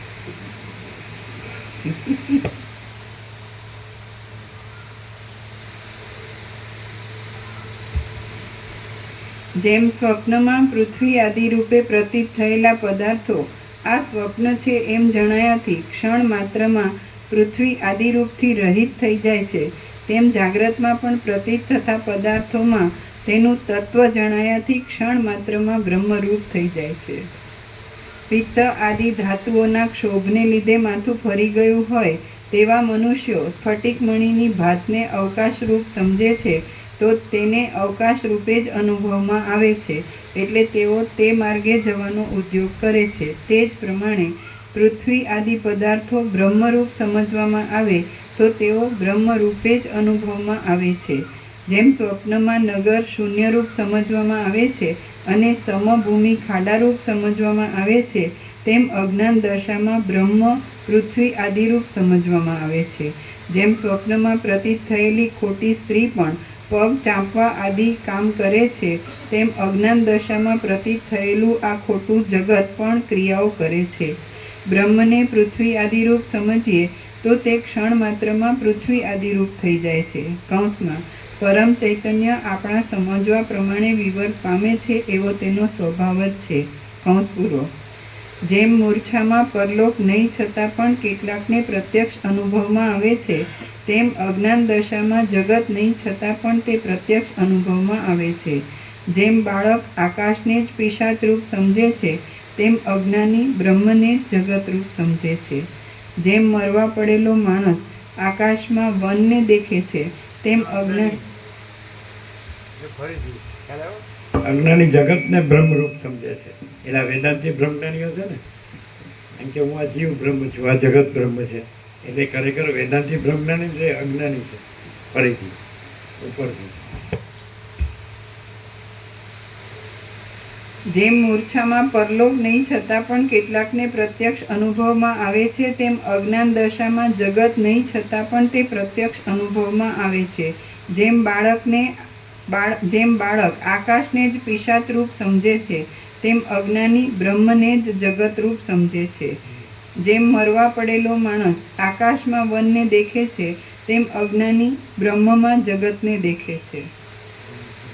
જેમ માણસ બ્રહ્મમાં આકાશને કેશના કુંડાળા રૂપ સમજે છે, તેમ અજ્ઞાની માણસ બ્રહ્મને જગત રૂપ સમજે છે. જેમ કોઈને આકાશમાં મોતીની પ્રતીતિ થાય છે, તેમ અજ્ઞાનીને બ્રહ્મમાં જગતની પ્રતીતિ થાય છે. જેમ ત્રાસ પામેલા, મત્ત થયેલા, અર્ધી નિદ્રાવાળા અને વહાણમાં બેસીને જતા માણસો આકાશમાં જ ભૂત, વન અને વૃક્ષાદિને દેખે છે, તેમજ તેને લીધે પલાયન આદિ ક્રિયાઓનો પણ અનુભવ કરે છે, તેમ અજ્ઞાની માણસો બ્રહ્મમાં જ આ જગતને દેખે છે, તેમજ તે દેખવાથી ઘણી ઘણી ક્રિયાઓનો પણ અનુભવ કરે છે. બ્રહ્મમાં ભાવના પ્રમાણે જ તે પદાર્થોના આકારો સ્ફુરે છે અને તે આકારો ઘણા કાળના અભ્યાસથી સ્થૂળ પ્રતીત થાય છે, પણ વાસ્તવિક વિચારીએ તો તેમનું કોઈ નિયત જુદું રૂપ જ નથી. હવે લીલા તો યથાર્થ રીતે સમજતી હતી કે પૃથ્વી આદિ પદાર્થો મુદ્દલ છે જ નહીં, અને જે બ્રહ્મ છે તે જ કલ્પનાને લીધે મિથ્યા પ્રપંચ રૂપે ભાસે છે. આથી પુત્ર સંબંધી સ્નેહ નહીં રહેવાને લીધે તેણે પુત્રને જનની રૂપે દર્શન આપ્યું નહીં. ચિદાકાશ રૂપ બ્રહ્મના બોધવાળા મુનિને ક્યાંથી, કેવી રીતે અને ક્યારે પુત્રો, મિત્રો કે સ્ત્રીઓ હોય? ચિદાકાશ રૂપ બ્રહ્મના જ બોધવાળા મુનિને ક્યાંથી, કેવી રીતે અને ક્યારે પુત્રો, મિત્રો અને સ્ત્રીઓ હોય? ચિદાકાશ રૂપ બ્રહ્મના જ બોધવાળા મુનિને ક્યાંથી, કેવી રીતે અને ક્યારે પુત્રો, મિત્રો અને સ્ત્રીઓ હોય? પુત્ર નો થયો, હજી આગળ વધી ગયા. આ ક્યાંથી હોય એનાથી આગળ વધી ગયા. આ તો હોવું જ જોઈએ, પણ નો થયું. પૈસો થયો પણ પુત્ર નો થયો, પણ વાંધો નહીં. પુત્ર પુત્રીમાં કોઈ ડિફરન્સ નથી. પુત્ર એ તમારો શાસ્ત્રો છે, તો એમાં અને સ્ત્રીના દેહનો આટલો બધો દોષ વર્ણેલો ભગવદ્ ગીતામાં છે અને બધા બધા જ શાસ્ત્રોમાં. પછી એમાં સંન્યાસની સંમતિ નથી. આજે આ લોકો સરખું કરવા જાય છે અને એ લોકોને લૌકિકમાં પદ આપે છે કે ભાઈ આ પ્રેસિડેન્ટ બની શકે ને પ્રાઇમ મિનિસ્ટર બની શકે, આઈસીએસ બની શકે ને હોદ્દા બધા. એટલે એ એજ્યુકેશનમાં અને આ કર્મમાં કોઈ પણ ક્ષેત્રમાં એ એકદમ ઊંચા હોદ્દા પર હોઈ શકે એમ. પણ એને સંન્યાસ પણ નથી કીધું. નથી સમજાતું? ખબર નથી? ખબર આને ખબર નથી, એને ખબર નથી. હે નથી કીધું. પ્રાચીન શાસ્ત્રોમાં સત્શાસ્ત્રોમાં સ્ત્રીને માટે સંન્યાસ નથી કીધું. નથી ખબર. એટલે બોલો શું કર્યું આને? હા, આ તો હું ચલાવે છે. તમને ખ્યાલ છે? શું બોલો? હેટ શું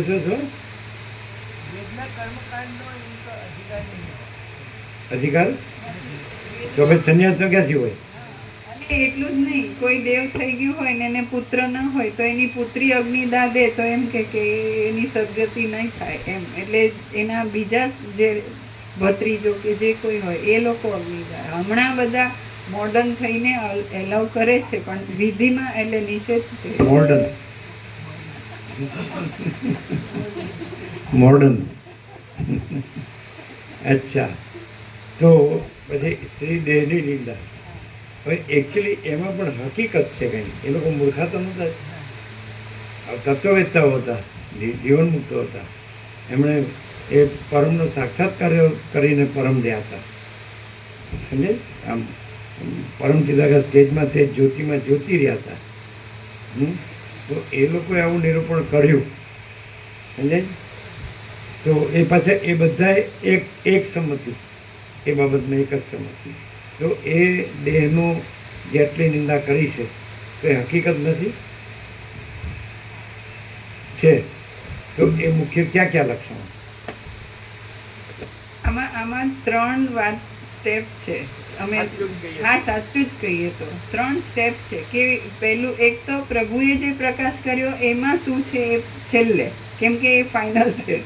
અને જે આ બધી સંસારની ભ્રાંતિ સાચી માનીને કરતા હોય તો સ્ત્રી દેહ જે છે એમાં પહેલું જે સાવ સ્થૂળ લેવલે તો સ્ત્રીમાં ચંચળતા વધારે હોય અને એની ક્યારેય ચિત્તની શાંતિ કે એને માટે સ્ત્રીઓને બિરદાવવામાં આવે એવું હોતું જ નથી. એની હંમેશા નિંદા કરે અને એમાં સત્ય વસ્તુ હકીકત દેખાતી હોય છે. એવી રીતે જ હોય છે. એટલે સંન્યાસમાં એવું કહેવાય છે કે સંન્યાસ લીધા પછી એને પાછું ન પડવું પડે.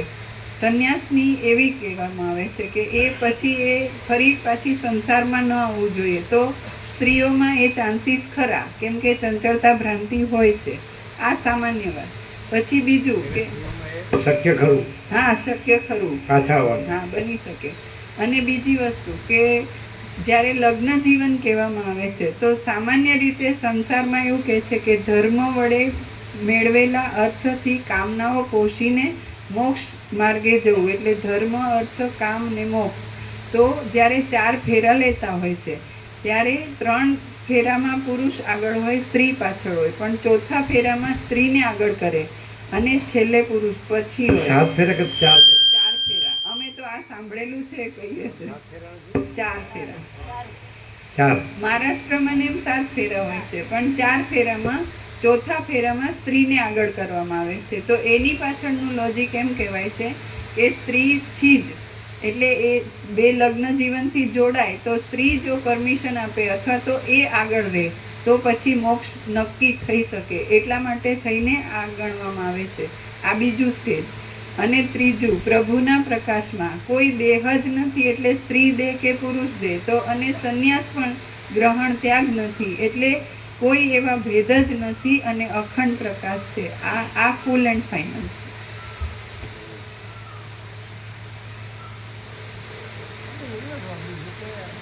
પુરુષોમાં એમ તો સ્ત્રી પ્રત્યે આકર્ષણ વધારે હોય છે એનો રાગ ભ્રાંતિ દૂર કરવા માટે એનું વર્ણન આવે છે.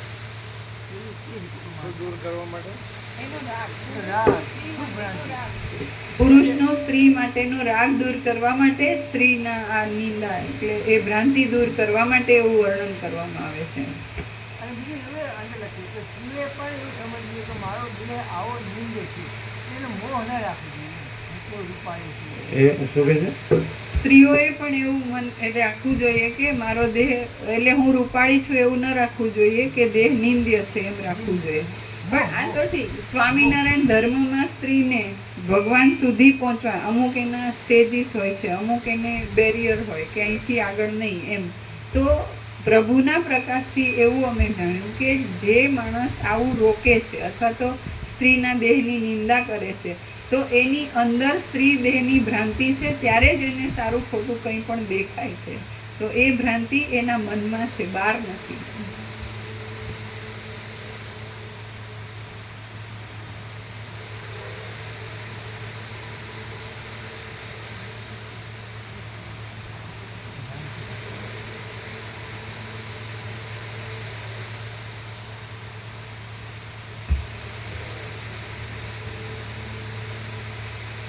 ચિદાકાશ રૂપ બ્રહ્મના જ બોધવાળા મુનિને ક્યાંથી કેવી રીતે કે સ્ત્રીએ એમ રહેવું જોઈએ કે આ રૂપ છે સાચું નથી, એનું મૂળ સાચું નથી, સમજાય? પણ પુરુષને એ સ્ત્રી એમ રાખે તોય પુરુષને મોહ રાખવાની છૂટ. આગળ એ જ વિચારતા હતા.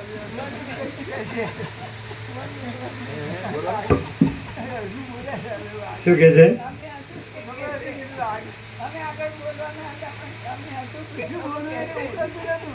આ જ વસ્તુ અમને એમ હતું કે આગળ બોલવાના હતા, પણ અમને હતું કે પ્રભુ આ કહેશે જ. એમ અધૂરું હતું એનું ખબર છે કે અમે બોલ્યા અધૂરું છે, હજુ પૂરું નહીં. હજુ બોલે ઉઠતું નતું એટલે સુધી અમને સજા કરી. હમ એમ છે ત્યારે અમે કઈ બધાને અંદર પેશી થોડે ક્યાં છે?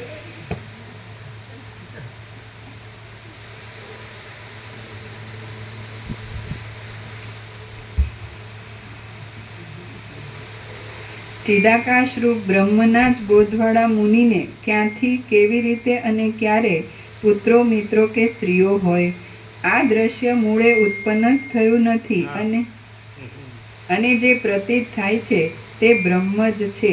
એવા ઉત્તમ જ્ઞાનવાળા માણસોને રાગની કે દ્વેષની દ્રષ્ટિ જ કેમ હોય?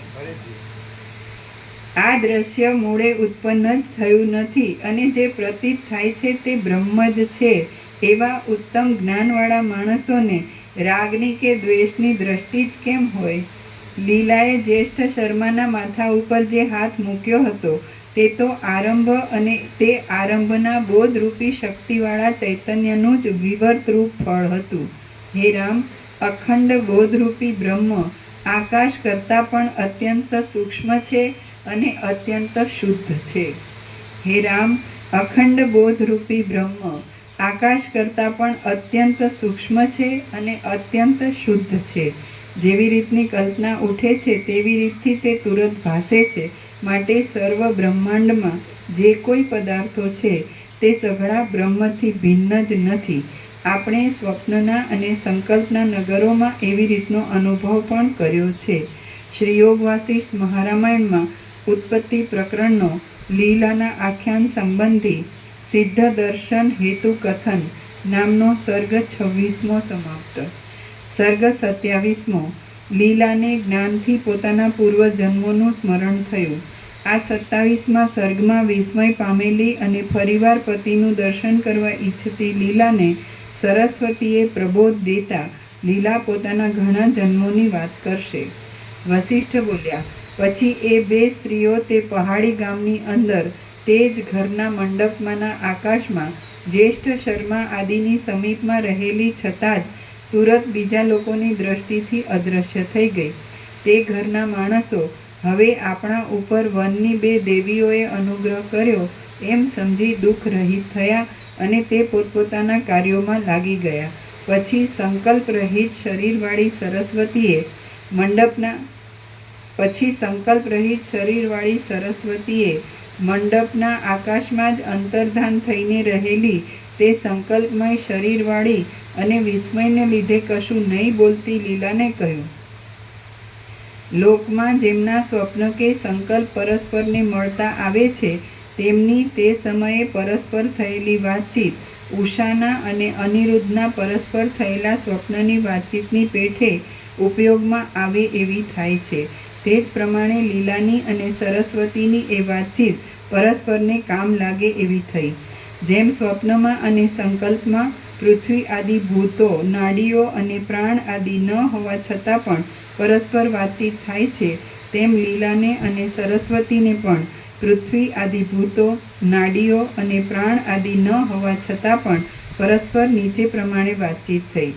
દેવી બોલ્યા, હે લીલા, જે જાણવાનું હતું તે તારા જાણવામાં આવ્યું છે અને જે જોવાનું હતું તે સઘળું પણ જોવાઈ ચૂક્યું છે. આ બ્રહ્મની સત્તા એવા પ્રકારની જ છે. હવે તારે બીજું કશું પૂછવાનું હોય તો તે કહે.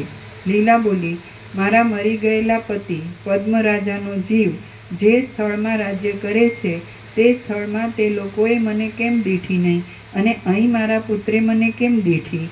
દેવી બોલ્યા, હે સુંદરી, હે પુત્રી, તે સમયે તને અભ્યાસ નહોતો, તેથી તારો દ્વૈતનો નિશ્ચય સંપૂર્ણ રીતે અસ્ત પામ્યો ન હતો. જે પોતે અદ્વૈતપણાને પ્રાપ્ત થયો નથી તેને સત્ય સંકલ્પ આદિ અદ્વૈતની ક્રિયાઓ પ્રાપ્ત નથી. જે માણસ તડકામાં ઊભો હોય તેને છાયાના શીતળપણાનો અનુભવ ક્યાંથી પ્રાપ્ત થાય? તે સમયે અભ્યાસ નહીં હોવાથી તને હું લીલા છું એવી ભાવના ટળી નહોતી, તેથી તારામાં સત્ય સંકલ્પપણું હતું નહીં. હે સુંદરી, હમણાં તું સત્ય સંકલ્પ થઈ છે, તેથી મારો પુત્ર મને દેખે એવો તારો સંકલ્પ સત્ય થયો. હવે તું તે પતિની પાસે જઈશ તો તેની સાથે આગળની પેઠે તારો વ્યવહાર પ્રવૃત્ત થશે. લીલા બોલી, આ ઘરના જ આકાશમાં મારો પતિ વસિષ્ઠ બ્રાહ્મણ હતો. એ મરણ પામીને અહીં જ પદ્મરાજા થયો હતો. આ આકાશમાં જ બીજી પૃથ્વી ઉપર તેના સંસારની રાજધાની છે અને તે રાજધાનીમાં હું તેની રાણી હતી. અહીં જ અંતઃપુરમાં તે મારો પતિ પદ્મરાજા મરી ગયો અને મરી જઈને પાછો આ અંતઃપુરના આકાશમાં જ પૃથ્વી ઉપર તે નગરમાં અનેક પ્રકારના દેશોનો સ્વામી એવો વિદુરથ રાજા થયો છે. એ પ્રમાણે બ્રહ્મ ચૈતન્યનો સઘળો વિવર્ત ક્ષણ માત્રમાં આ આકાશમાં જ થયો છે. હું ધારું છું કે જેમ ડાબલામાં સરસવના સમૂહો રહે છે તેમ આ ઘરના આકાશમાં જ સઘળા બ્રહ્માંડો રહ્યા છે. એ મારા પતિનો દેશ અહીં અત્યંત સમીપમાં જ હશે એમ હું ધારું છું, તો અહીં કોઈ ખૂણામાં રહેલા એ દેશને હું જોઈ શકું તેમ કરો. દેવી બોલ્યા, હે પુત્રી, હે ભૂતળની અરુંધતી, તારા અનેક જન્મોમાં સેંકડો પતિઓ થઈ ગયા છે, તેમાં 3 તો હમણાં જ થઈ ગયા છે. તારા હમણાંના 3 પતિઓમાં વસિષ્ઠ બ્રાહ્મણ ભસ્મ થઈ ગયો છે, પદ્મરાજા અંતઃપુરમાં શબ થઈને પુષ્પમાં પડ્યો છે અને ત્રીજો હમણાં આ સંસાર મંડળમાં રાજ્ય કરે છે. એ રાજા સંસારરૂપી મહાસમુદ્રમાં પડીને ભમ્યા કરે છે. એ ભોગોરૂપી કલ્લોલોમાં ગૂંચવાઈને વિક્ષેપ પામેલો છે, મેલી બુદ્ધિવાળો થઈ ગયો છે, સંસારરૂપી સમુદ્રમાં કાચબારૂપ થયો છે અને દેહાભિમાનથી સ્વરૂપને ભૂલી ગયો છે. તે વિચિત્ર પ્રકારના રાજકાર્યોને વ્યગ્રતાપૂર્વક કરીએ જાય છે તો પણ દેહાભિમાનને લીધે સૂઈ ગયો છે અને સંસારરૂપી ભ્રાંતિમાંથી ચેતતો નથી. તે હું ઈશ્વર છું, ભોગી છું, સિદ્ધ છું, બળવાન છું અને સુખી છું એવી રીતની દુરભિમાનરૂપી અનર્થકારી દોરીથી બંધાઈને પરવશ થઈ ગયો છે. હવે હે સુંદરી, તને હું કયા પતિની પાસે લઈ જાઉં તે તું મને કહે. જેમ વાયુ સુગંધને એક વનમાંથી બીજા વનમાં લઈ જાય છે તેમ હું તને તું જ્યાં કહે ત્યાં અહીંથી લઈ જાઉં. હે પુત્રી, એ સંસાર બીજો છે, બ્રહ્માંડરૂપી મંડળ પણ બીજું છે અને ત્યાં થતી વ્યવહારની પરંપરાઓ પણ બીજી જ છે. જોકે ચૈતન્ય દ્રષ્ટિથી એ સઘળા સંસાર મંડળો અહીં પડખામાં જ છે, તો પણ લૌકિક દ્રષ્ટિથી તેઓ વચ્ચે કરોડો યોજનનું અંતર છે. એ સંસાર મંડળોમાં કરોડો મેરુ અને મંદરાચળ પર્વતો રહ્યા છે. તેમનું સ્વરૂપ વાસ્તવિક રીતે તો આ ચિદાકાશ માત્ર જ છે એમ જાણી લે. જેમ સૂર્યની પ્રભામાં અનેક રસરેણુઓ સ્ફુરે છે, તેમ મહાચૈતન્યના પરમાણુમાં અનેક બ્રહ્માંડો અવિચ્છિન્ન રીતે સ્ફુરે છે. જો કે બ્રહ્માંડો, દ્વીપ અને સમુદ્ર આદિ પ્રબળ આડંબરોથી ભરપૂર છે, તો પણ વિચારરૂપી તુલામાં ચડાવી જોતા તેઓ વડના બીજ જેવડા પણ થઈ શકતા નથી. જેમ અનેક જાતના રત્નોનો નિર્મળ પ્રકાશ ભ્રાંતિથી આકાશમાં કોઈ વન જેવો પ્રતીત થાય છે, તેમ પૃથ્વી આદિ ભૂતો વિનાનું ચૈતન્ય જ અવિદ્યા સંબંધી દ્રઢ વાસનાને લીધે જગત રૂપે પ્રતીત થયું છે. જેમ અનેક જાતના રત્નોનો નિર્મળ પ્રકાશ ભ્રાંતિથી આકાશમાં કોઈ વન જેવો પ્રતીત થાય છે, તેમ પૃથ્વી આદિ ભૂતો વિનાનું ચૈતન્ય જ અવિદ્યા સંબંધી દ્રઢ વાસનાને લીધે જગત રૂપે પ્રતીત થયું છે. જે પરમ ચૈતન્ય છે તે પોતાનામાં જ આ જગત આદિ રૂપે સ્ફુરે છે, કારણ કે પૃથ્વી આદિ કોઈ પણ વસ્તુઓ સૃષ્ટિના આરંભમાં મુદ્દલ ઉત્પન્ન જ થઈ નથી. જેમ તળાવમાં તરંગો થઈને વળી પાછા ફરી થાય છે, તેમ ચૈતન્યમાં વિચિત્ર આકારવાળા દિવસ આદિ કાળના વિભાગો તથા બ્રહ્માંડાદિ દેશો નાશ પામીને વળી પાછા ફરી થયા કરે છે. લીલા બોલી, હે જગદંબા, તમે કહો છો તેમ જ છે. મને હમણાં એ બધું સાંભળે છે. મારો આ જન્મ તામસ કે સાત્વિક નથી, પણ રાજસ છે. હું આ કલ્પના આરંભમાં બ્રહ્માથી અવતરી છું. ત્યાંથી અનેક યોનિઓમાં મારા 800 જન્મ થઈ ગયા છે. તે બધાનું મને અત્યારે સ્પષ્ટ સ્મરણ થયું છે. હું પૂર્વે કોઈ સંસાર મંડળમાં વિદ્યાધરની વારાંગના હતી ને જેમ ભમરી કમળમાં ફરે છે તેમ વિદ્યાધરના લોકમાં ફરતી હતી. પછી હું દુષ્ટ વાસનાઓથી મલિન થઈને કોઈ સંસાર મંડળમાં મનુષ્યની સ્ત્રી થઈ હતી. તે પછી હું બીજા સંસાર મંડળમાં નાગરાજની કામિની થઈ હતી. તે પછી હું કદંબ, કુંદ, લીંબુ તથા કરંજના વનમાં રહેનારી શ્યામ શરીરવાળી અને પાંદડાના વસ્ત્રો પહેરનારી ભીલડી થઈ હતી. એ જન્મમાં હું વનની વાસનાને લીધે ધર્મને જાણતી નહોતી અને ઉદ્ધતપણાથી વર્તતી હતી. તેથી તે જન્મ પછી મને પાંદડારૂપી હાથવાળી અને પુષ્પરૂપી નેત્રવાળી લતાનો અવતાર આવ્યો હતો. હું તે જન્મમાં એક પવિત્ર આશ્રમની લતા તરીકે અવતરી હતી. હું ત્યાં એક મુનિના સંબંધથી પવિત્ર થઈ હતી. પછી હું દાવાનળથી બળી ગઈ હતી અને ત્યાં જ રહેનારા એ મહામુનિની દીકરી થઈ હતી. તે પછી પુરુષપણું આપે અને સુખ આપે એવા કર્મો પાકવાને લીધે હું 100 વર્ષ સુધી સોરઠ દેશમાં મોટી સંપત્તિવાળો રાજા થતા રાજાના એ અવતારમાં મેં કેટલાક દુષ્ટ કર્મો કર્યા. તેથી તે પછી હું તાળીઓના વૃક્ષોવાળા જળમય દેશમાં 9 વર્ષ સુધી નોળિયણ થઈ હતી અને તે અવતારમાં મારું અંગ કોઢથી બગડી ગયું હતું. હે દેવી, તે પછી મેં સોરઠ દેશમાં મોતને લીધે 8 વર્ષ સુધી ગાયનો અવતાર ભોગવ્યો હતો. તે અવતારમાં મેં દુષ્ટ, મૂર્ખ અને બાળક એવા ગોવાળોના માર ખાધા હતા અને તેમને પછવાડે દોડાવવા આદિ વિનોદ પણ કર્યા હતા. તે પછી વનની પૃથ્વીમાં મને પક્ષિણીનો અવતાર આવ્યો હતો. તે અવતારમાં વિના કારણ વેર વધારનારા પારધીએ મારા ઉપર ઝાડ નાખી હતી. જ્ઞાની જેમ અધમ વાસનાઓને સાધનોના મોટા પરિશ્રમથી તોડી નાખે છે, તેમ મેં ઘણા પ્રયત્નોથી તે ઝાડને તોડી નાખી હતી. તે પછી મને ભમરીનો અવતાર આવ્યો હતો. એ અવતારમાં હું ભ્રમરની સાથે પુષ્પોના કેસરાઓ રૂપી શૈયાઓમાં વિશ્રામ લેતી હતી અને કમળોની કળીઓની અંદર બેસીને એકાંતમાં તે કમળોના કેસરાઓને ખાતી હતી. તે પછી મને મનોહર નેત્રોવાળી હરિણીનો જન્મ પ્રાપ્ત થયો હતો. તે જન્મમાં મારા મર્મ સ્થળોમાં પારધીઓના બાણ વાગવાથી મારે ઊંચા શિખરોવાળા વનોના રમણીય પ્રદેશોમાં ભટકવું પડ્યું હતું. તે પછી મને માછલીનો અવતાર આવ્યો હતો. એ અવતારમાં હું સમુદ્રના મોજાઓથી તણાતા દિશાઓ ભૂલી ગઈ હતી અને મચ્છીમાર લોકની પાસે પહોંચી ગઈ હતી. ત્યાં મચ્છીમાર લોકોએ મારા મોઢા ઉપર લાકડીનો ઘા કર્યો, પણ દૈવ યોગે તે લાકડી પાણીમાં રહેલા એક કાચબાની પીઠના હાડકામાં વાગી અને વ્યર્થ ગઈ. આ મેં જોયું હતું. પછી મારો ભીલડીનો અવતાર આવ્યો હતો. તે અવતારમાં મેં ચર્મણવતી નામની નદીના કાંઠે મધુર સ્વરથી ગીતો ગાયા હતા અને રતિ ક્રીડાને અંતે નાળિયેરીના રસનું મધ્ય પીધું હતું. તે પછી મને સારસ પક્ષિણીનો અવતાર આવ્યો હતો. એ અવતારમાં પ્રેમ ભરેલી ભમરીની પીઠે નિશ્ચળ રહીને સત્કાર સહિત મધુર સ્વર કરતાં કરતાં યથેષ્ટ સુરતો ખેલીને મેં મને અધીન થયેલા સારસને સારી રીતે તૃપ્ત કર્યો હતો. તે પછી અન્ય અવતારમાં હું યૌવનને લીધે ચપળ મુખવાળી અને ચપળ નેત્રવાળી જન્મી હતી.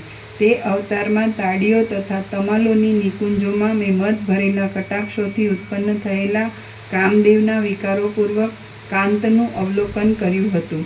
તે પછી મને સ્વર્ગમાં અપ્સરાનો અવતાર આવ્યો હતો.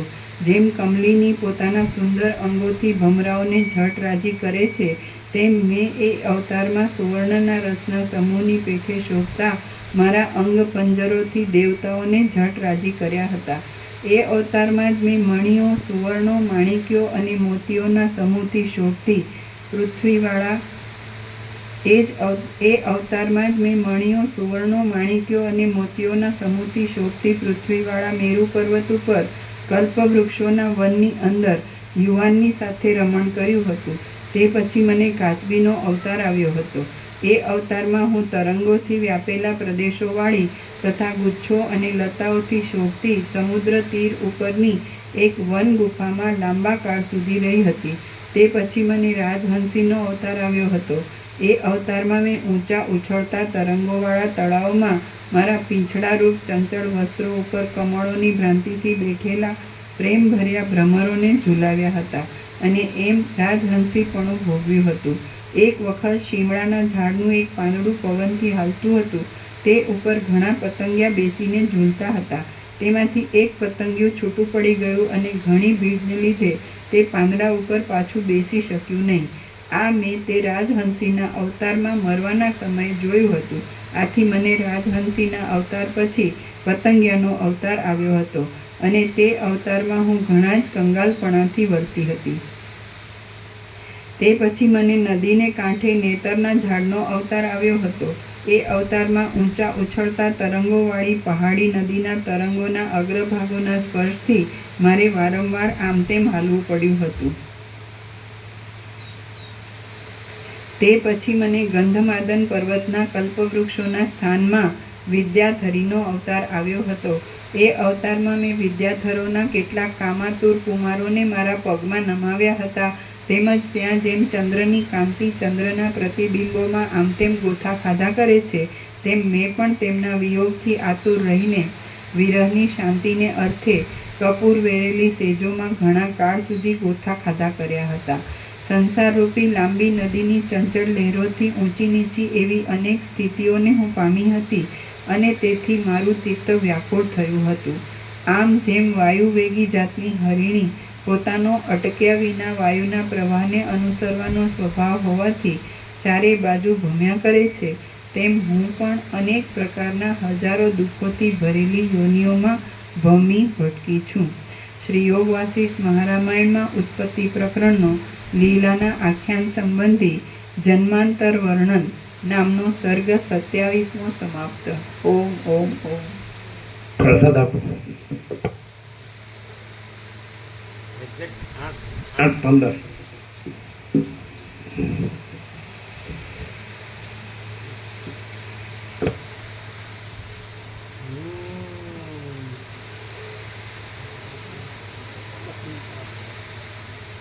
હું લઈ શકું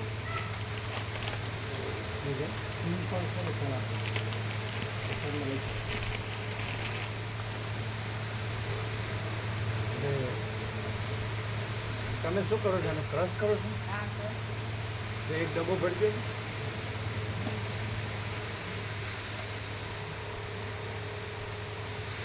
એટલે ભેગું હો આપણી ઓવરફ્લો ડબ્બો હશે ને?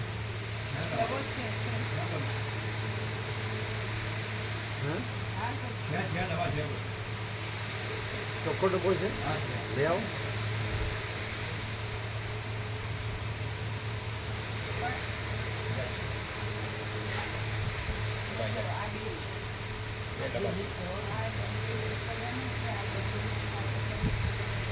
એટલે એમ નહીં સરખું છે ને આ સરખું જ છે.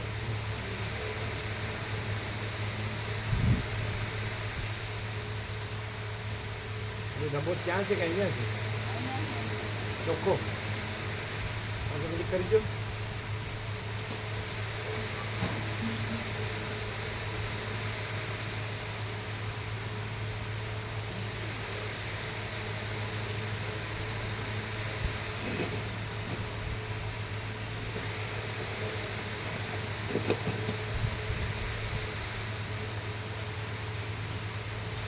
શું ચાલે હે? કેવો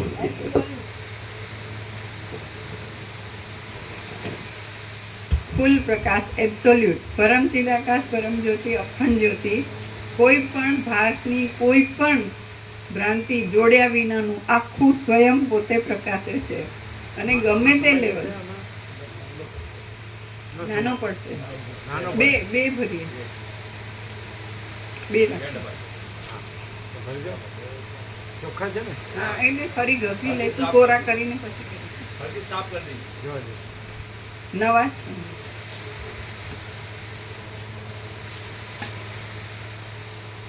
આમાં શું હતું બીજું કાંઈ કાંઈ નથી નવા લાવેલા લોખંડ લાગે બુલેટ કંઈક છે તો પેલું કે હજી સાફ કરેલા ના હોય ને એ લોકો પેલું કરીને મૂકેલા આવે ને બફૂન કરીએ ને બફૂન એટલે બફૂનમાં હા એટલે એમને આપ કરશો ને તમે આપી દો એટલે આખો મોટો નથી આખો મોટો ના એટલો મોટા નથી બે છે આવા નાના નાના એમ નહીં આવા બે સારા એક મુઠ્ઠી વાપરવાનું ને એક પેકનો પેક પડ્યો એટલે હવાઈ નથી એવી રીતે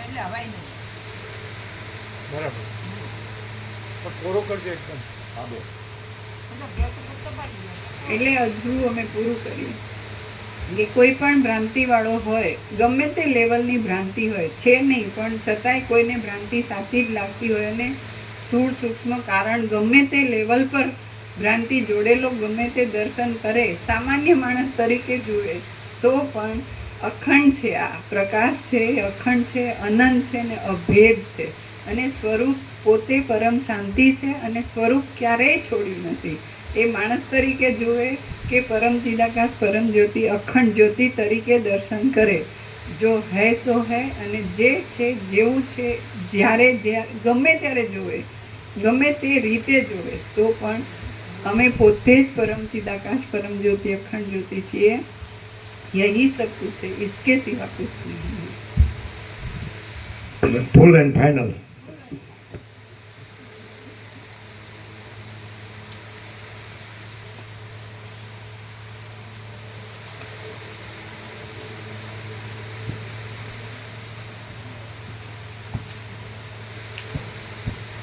બ્રહ્મ કૃપા હિ કેવલમ આનંદ મંગલ કેટલા નંબર છે તમારા ઘડિયાળવાળાએ લખાયો ખબર છે હા એટલે હવે મામા પ્રભુને આમાં લેવાય ભગવત તેરા શિવરામાં ના લેવાય એટલે આ લોકોને કેટલા છે તમારા વસ્ત્રાલવાળા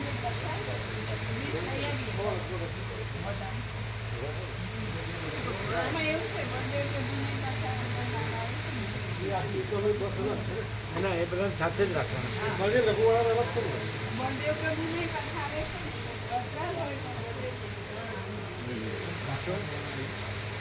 તો બળદેવ પ્રભુ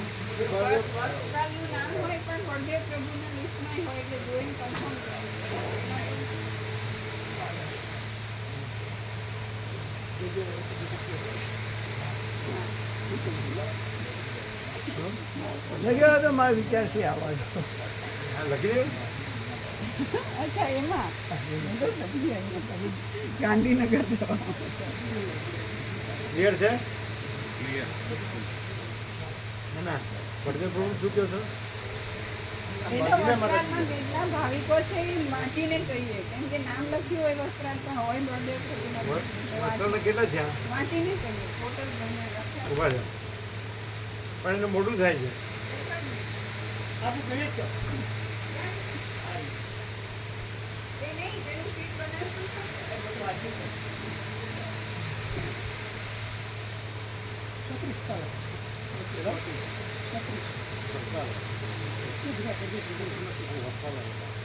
એ કાકા બ્રહ્મ નથી નહીં મારી છે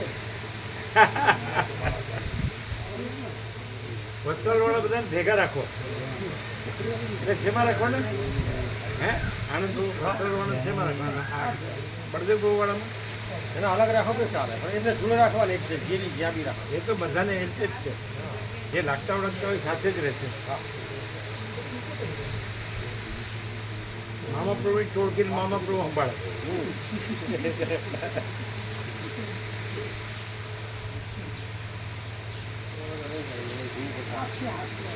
હા છે ચાલે ને?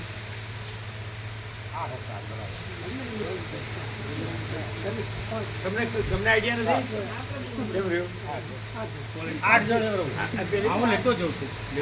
પેલી 1000 છે ને હા, એક પેલી 1000 છે 700 700 અંદર આનંદ 8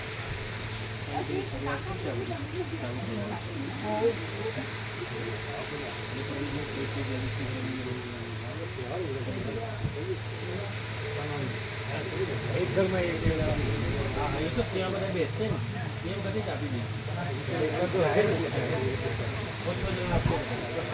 આપણે માઇકમાં પણ કહી કભી આ શું છે?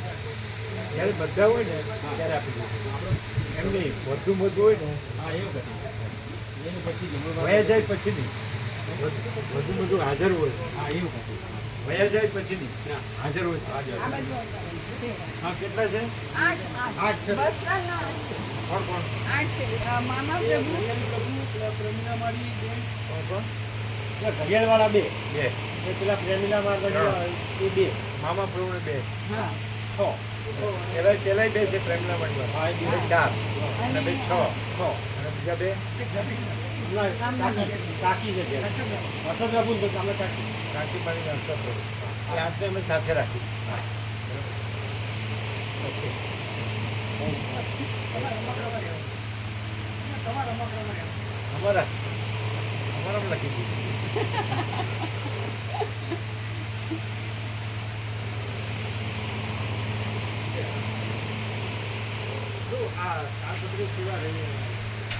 એટલે અમે કીધું કે અત્યારે બાજરી season ત્યાં છે. પંખાનો બધો પછી તો અમે કીધું તો પછી તમે કહેશો એ રીતે આપણે આનંદ પ્રભુ કાકા પ્રભુ કહીશું બળદેવ પ્રભુ એટલે તમારે તમારે તો છે ને તમારા લોકોને તો છે ને એ લોકો એકદમ થોડું ફ્રી હોય ને એ વખતે રજા મૂકી દેવાનું એ લોકો વધારે છે અને તમારે વધારે સેવા કરે એવા હનુમાન ચામાં કારણ કે અમે બાજરી છે કાલે ફૂલ સેવા કરી આટા મૂકવાની ફૂલ સેવા કરી એ તો કંઈ કહેવું પડે એવું નથી. અડધી રાત્રે ના તકલીફ નથી. એની બાજરી સિઝન છે એકદમ રેડી જ છે આમ. જ્યારે કહેશે ત્યારે જઈએ. હા એટલે અમે કીધું કે તમે જે કહેશો ને એ પ્રમાણે આ લોકો રજા મૂકી દેશે એક દિવસની જે હાથ આપતો 12 આ મૂકવાની હોય તેની સાઈડમાં મૂકવાની તો એના આવ્યા કે નહીં પાઇપને બધું એના પછી કેમ મંગાવે અમે કેવું પડે ને તમે સાઈઝ આપી છે સાઈઝ નહીં આપી હોય એટલે પ્રજ્ઞેશ ભાઈ સાહેબ ધારી છે અમે અમને લખીને વોટ્સએપ કરેલું છે. તો પછી અમે કહો ને હા એટલે તો આવી જાય જી જી એટલે રેડી રહે તો એ બી લાગી જાય પછી અહીંયા આમ પણ લાગી જાય આમાં કઈ જોશે હા એમાં જોઈ છે એ એટલે બધું આ વશિષ્ઠ 50માં જે જરૂર છે એ પાઇપોનું મટીરિયલ પછી આ 17x17માં એ પાઇપોનું મટીરિયલ અને પેલું 60 એટલે 62x15માં પાઇપોનું મટીરિયલ એ લિસ્ટ છે અમારી પાસે અને અમે પ્રજ્ઞેશ પ્રભુને વોટ્સએપથી કરી છે. એટલે આ લોકો એમ આ એ કરી દે હા અને અમે પ્રજ્ઞેશ પ્રભુ સાથે રહ્યા હતા આ લિસ્ટ કરવાનું. એટલે આ ટેન્ટ આગળ એ મંગાવી લ્યો હે હા મંગાવી લઈએ. આ વશિષ્ઠ પ્રકાશ ભવનમાં આપણે આગળ લઈ જઈશું તો પછી આમ અંધારું થઈ જાય કે પછી આમ ના, અંધારું પવન ના આવે અંધારું ન થાય પવન આવે. ભગવાનના વિશ્રામ બાજુ આ ફૂલ વેન્ટિલેશન છે નીચે આપણે કાંઈ ન થાય કાંઈ ન થાય 10 ફૂટ અંતર રાખી કરશું. 10 ફૂટે આમ સળંગ કરી દઈશું. આ ના આ બરોબર જ છે પાછી એ તો બરાબર. અચ્છા અચ્છા વચ્ચેનો જે છે હાજી એનું શું કરવાનું છે? આ નીકળી ગયો છે, એને નીચે પ્રભુ- આવી ગયો તો નીચે આવી ગયો તો હા પ્રભુ એટલે એમાં શું એટલે ટીમાં એટલે અરવિંદ પ્રભુ એવું કીધું કે એને ખાલી આટા જ કરી દેવાના થઈ હાલે જાય. એની ખોલી બધું આટા ચડાવી દઈશું. એને ઉતારવા પડે ખોલી અને પછી નાટક કરવા લઈ જવું પડે હા, એમ એમ કરી દેવાનું બરાબર. અને આગળ તમારે જે જોવે સમજાય છે વડદેવ પ્રભુ આગળ તમારે જોવે એ પ્રમાણે કંઈક મંગાવી લેવાનું. પણ આગળ ચાર છે. અથવા તો મજબૂત એંગલ લાવી અથવા આપણા ઝાડને કાંઈ નહીં કરવાનું, આપણે 30માં ભાગમાં કરવાનું. એ લોકોએ મંડપ જેમ બાંધ્યું હતું ને એ રીતે કરવાનું. આપણી પાસે આ બધું છે ને એમાંથી પીસીસ લગાડી દેવાના ચાલે. અથવા આ જે બીજું જૂનું છે ને એના પીસીસ ચાલે આપણે એકે પાન તોડવાનું નહીં લીલું બરાબર. અથવા બીજી એક એંગલ કે એ લાવી અને એને લેવલ કરી અને એંગલનો આમ સપોર્ટ કરી દઈએ ને તો પણ થઈ જાય. આમ 5-1 ફૂટની એંગલ લાવી અને સરખું કરી દઈએ લેવલમાં આમ કરીને બીજો નીચે સપોર્ટ આપીએ ઓવરલેપ નીચે બીજો 4-5 ફૂટનું હેવી એંગલથી કરી દઈએ પછી ના થાય. આ જે નીકળી ગયું છે એની વાત કરે છે હું ત્યાં એક પાઇપ આની વાત કરો ને, હા, એક 5 ફૂટનો આસપાસ પાઇપ લેવાનો, અડધો આ પાઇપમાં અડધો આ પાઇપમાં 2 પાઇપ જોઈન કરી દેવાનો. બહુ જ કરો ને. ના મને એની નીચે રાખજો આ સરખું થઈ ગયા પછી નીચે એટલે આટા કર્યા વગર અંદર ભરાઈને ખાલી સપોર્ટ આપી દઈએ એમ કે અંદર ના ભરાઈએ નીચે જ એક્સ્ટ્રા નીચે એક્સ્ટ્રા પાઇપ મૂકીએ સપોર્ટ આ બે સાદા 2 પાઇપના છે તો આમાં જોઈન કર્યા વગર નીચેથી એક પાઇપ આપી દેવાનો 5 ફૂટનો. 5 ફૂટ પાંચ લેવાનો. એટલે એ ના બેસે પછી હે? જે જોવે એ જે બેસ્ટ થાય એ એને આપણે થોડું મંગાવી લેવાનું.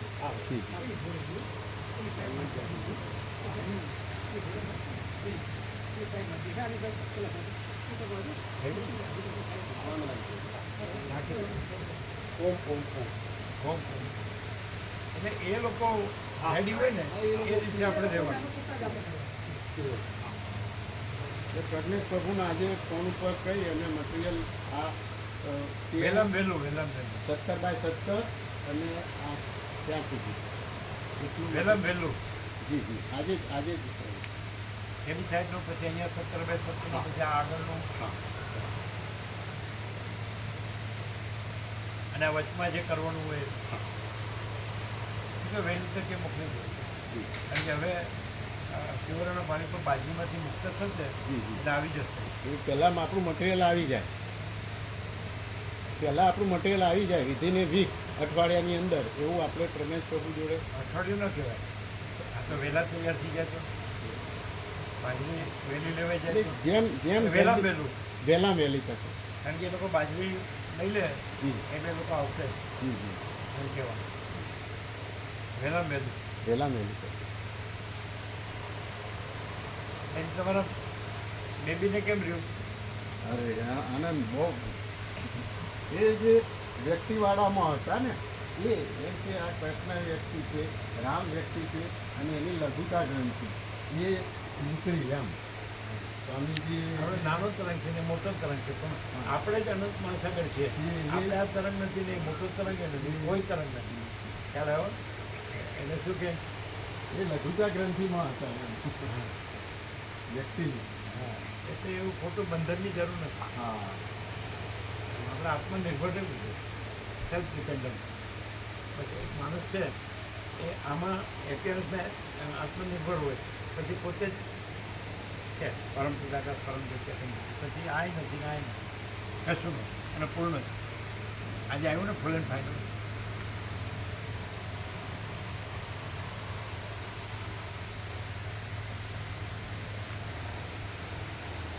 એટલે એને ક્લિયર થઈ ગયું. આનંદ આનંદ થઈ ગયો ત્યાં જોયું ને ભાવિકોનો આનંદ ન જોયો હા. એ ખ્યાલ આવ્યો છે ને પ્રેક્ટિકલ. પેલા કે પરમ શાંતિ લખી છે.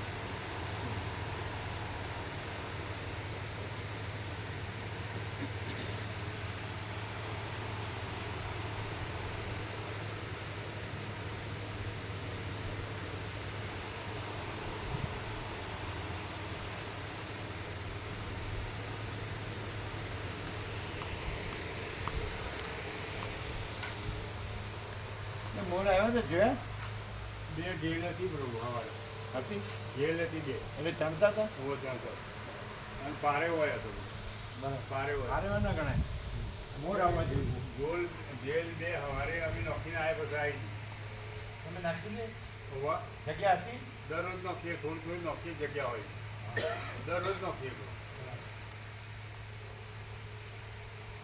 ક્યાંથી ચાલતા અમે તો પેલા હોલનો દરવાજો ખોલીને પેલો દરવાજો ખોલીને જઈએ આવ્યો જે હોલ છે ને એનો જાળી આ બાજુ દરવાજો એ ખોલી અને પેલો દરવાજો અંદરથી વાંકી દઈએ એટલે એને ખોલી પર ત્યાં દઈએ એ દરવાજામાં હા એ દરવાજો પછી અંદરથી વાંકી દેવાનો અને આ દરવાજા નીકળીને તાળું વાંકી દેવાનું એવી રીતે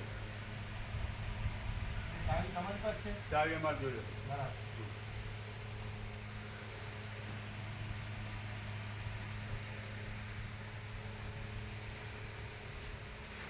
અત્યારે છે મોર હા હા અહીંયા જ આ અમારે હે આ અમારે છે આ અમારે છે પેલા એક છે હા એક તો જે ભાઈ હોય ને દો હા બે છે બે બે હા હવે ધીરે ધીરે ખ્યાલ આવી જાય એટલે આવશે બરોબર હે ધીરે ધીરે ખ્યાલ આવી જાય એટલે આવશે વધારે ધીરે ધીરે આ ખ્યાલ આવી જાય ને આ બરોબર હા. થયો ને એટલે હવા રક્ષણનો હવે તો હા એમને ખબર પડી ગઈ હવે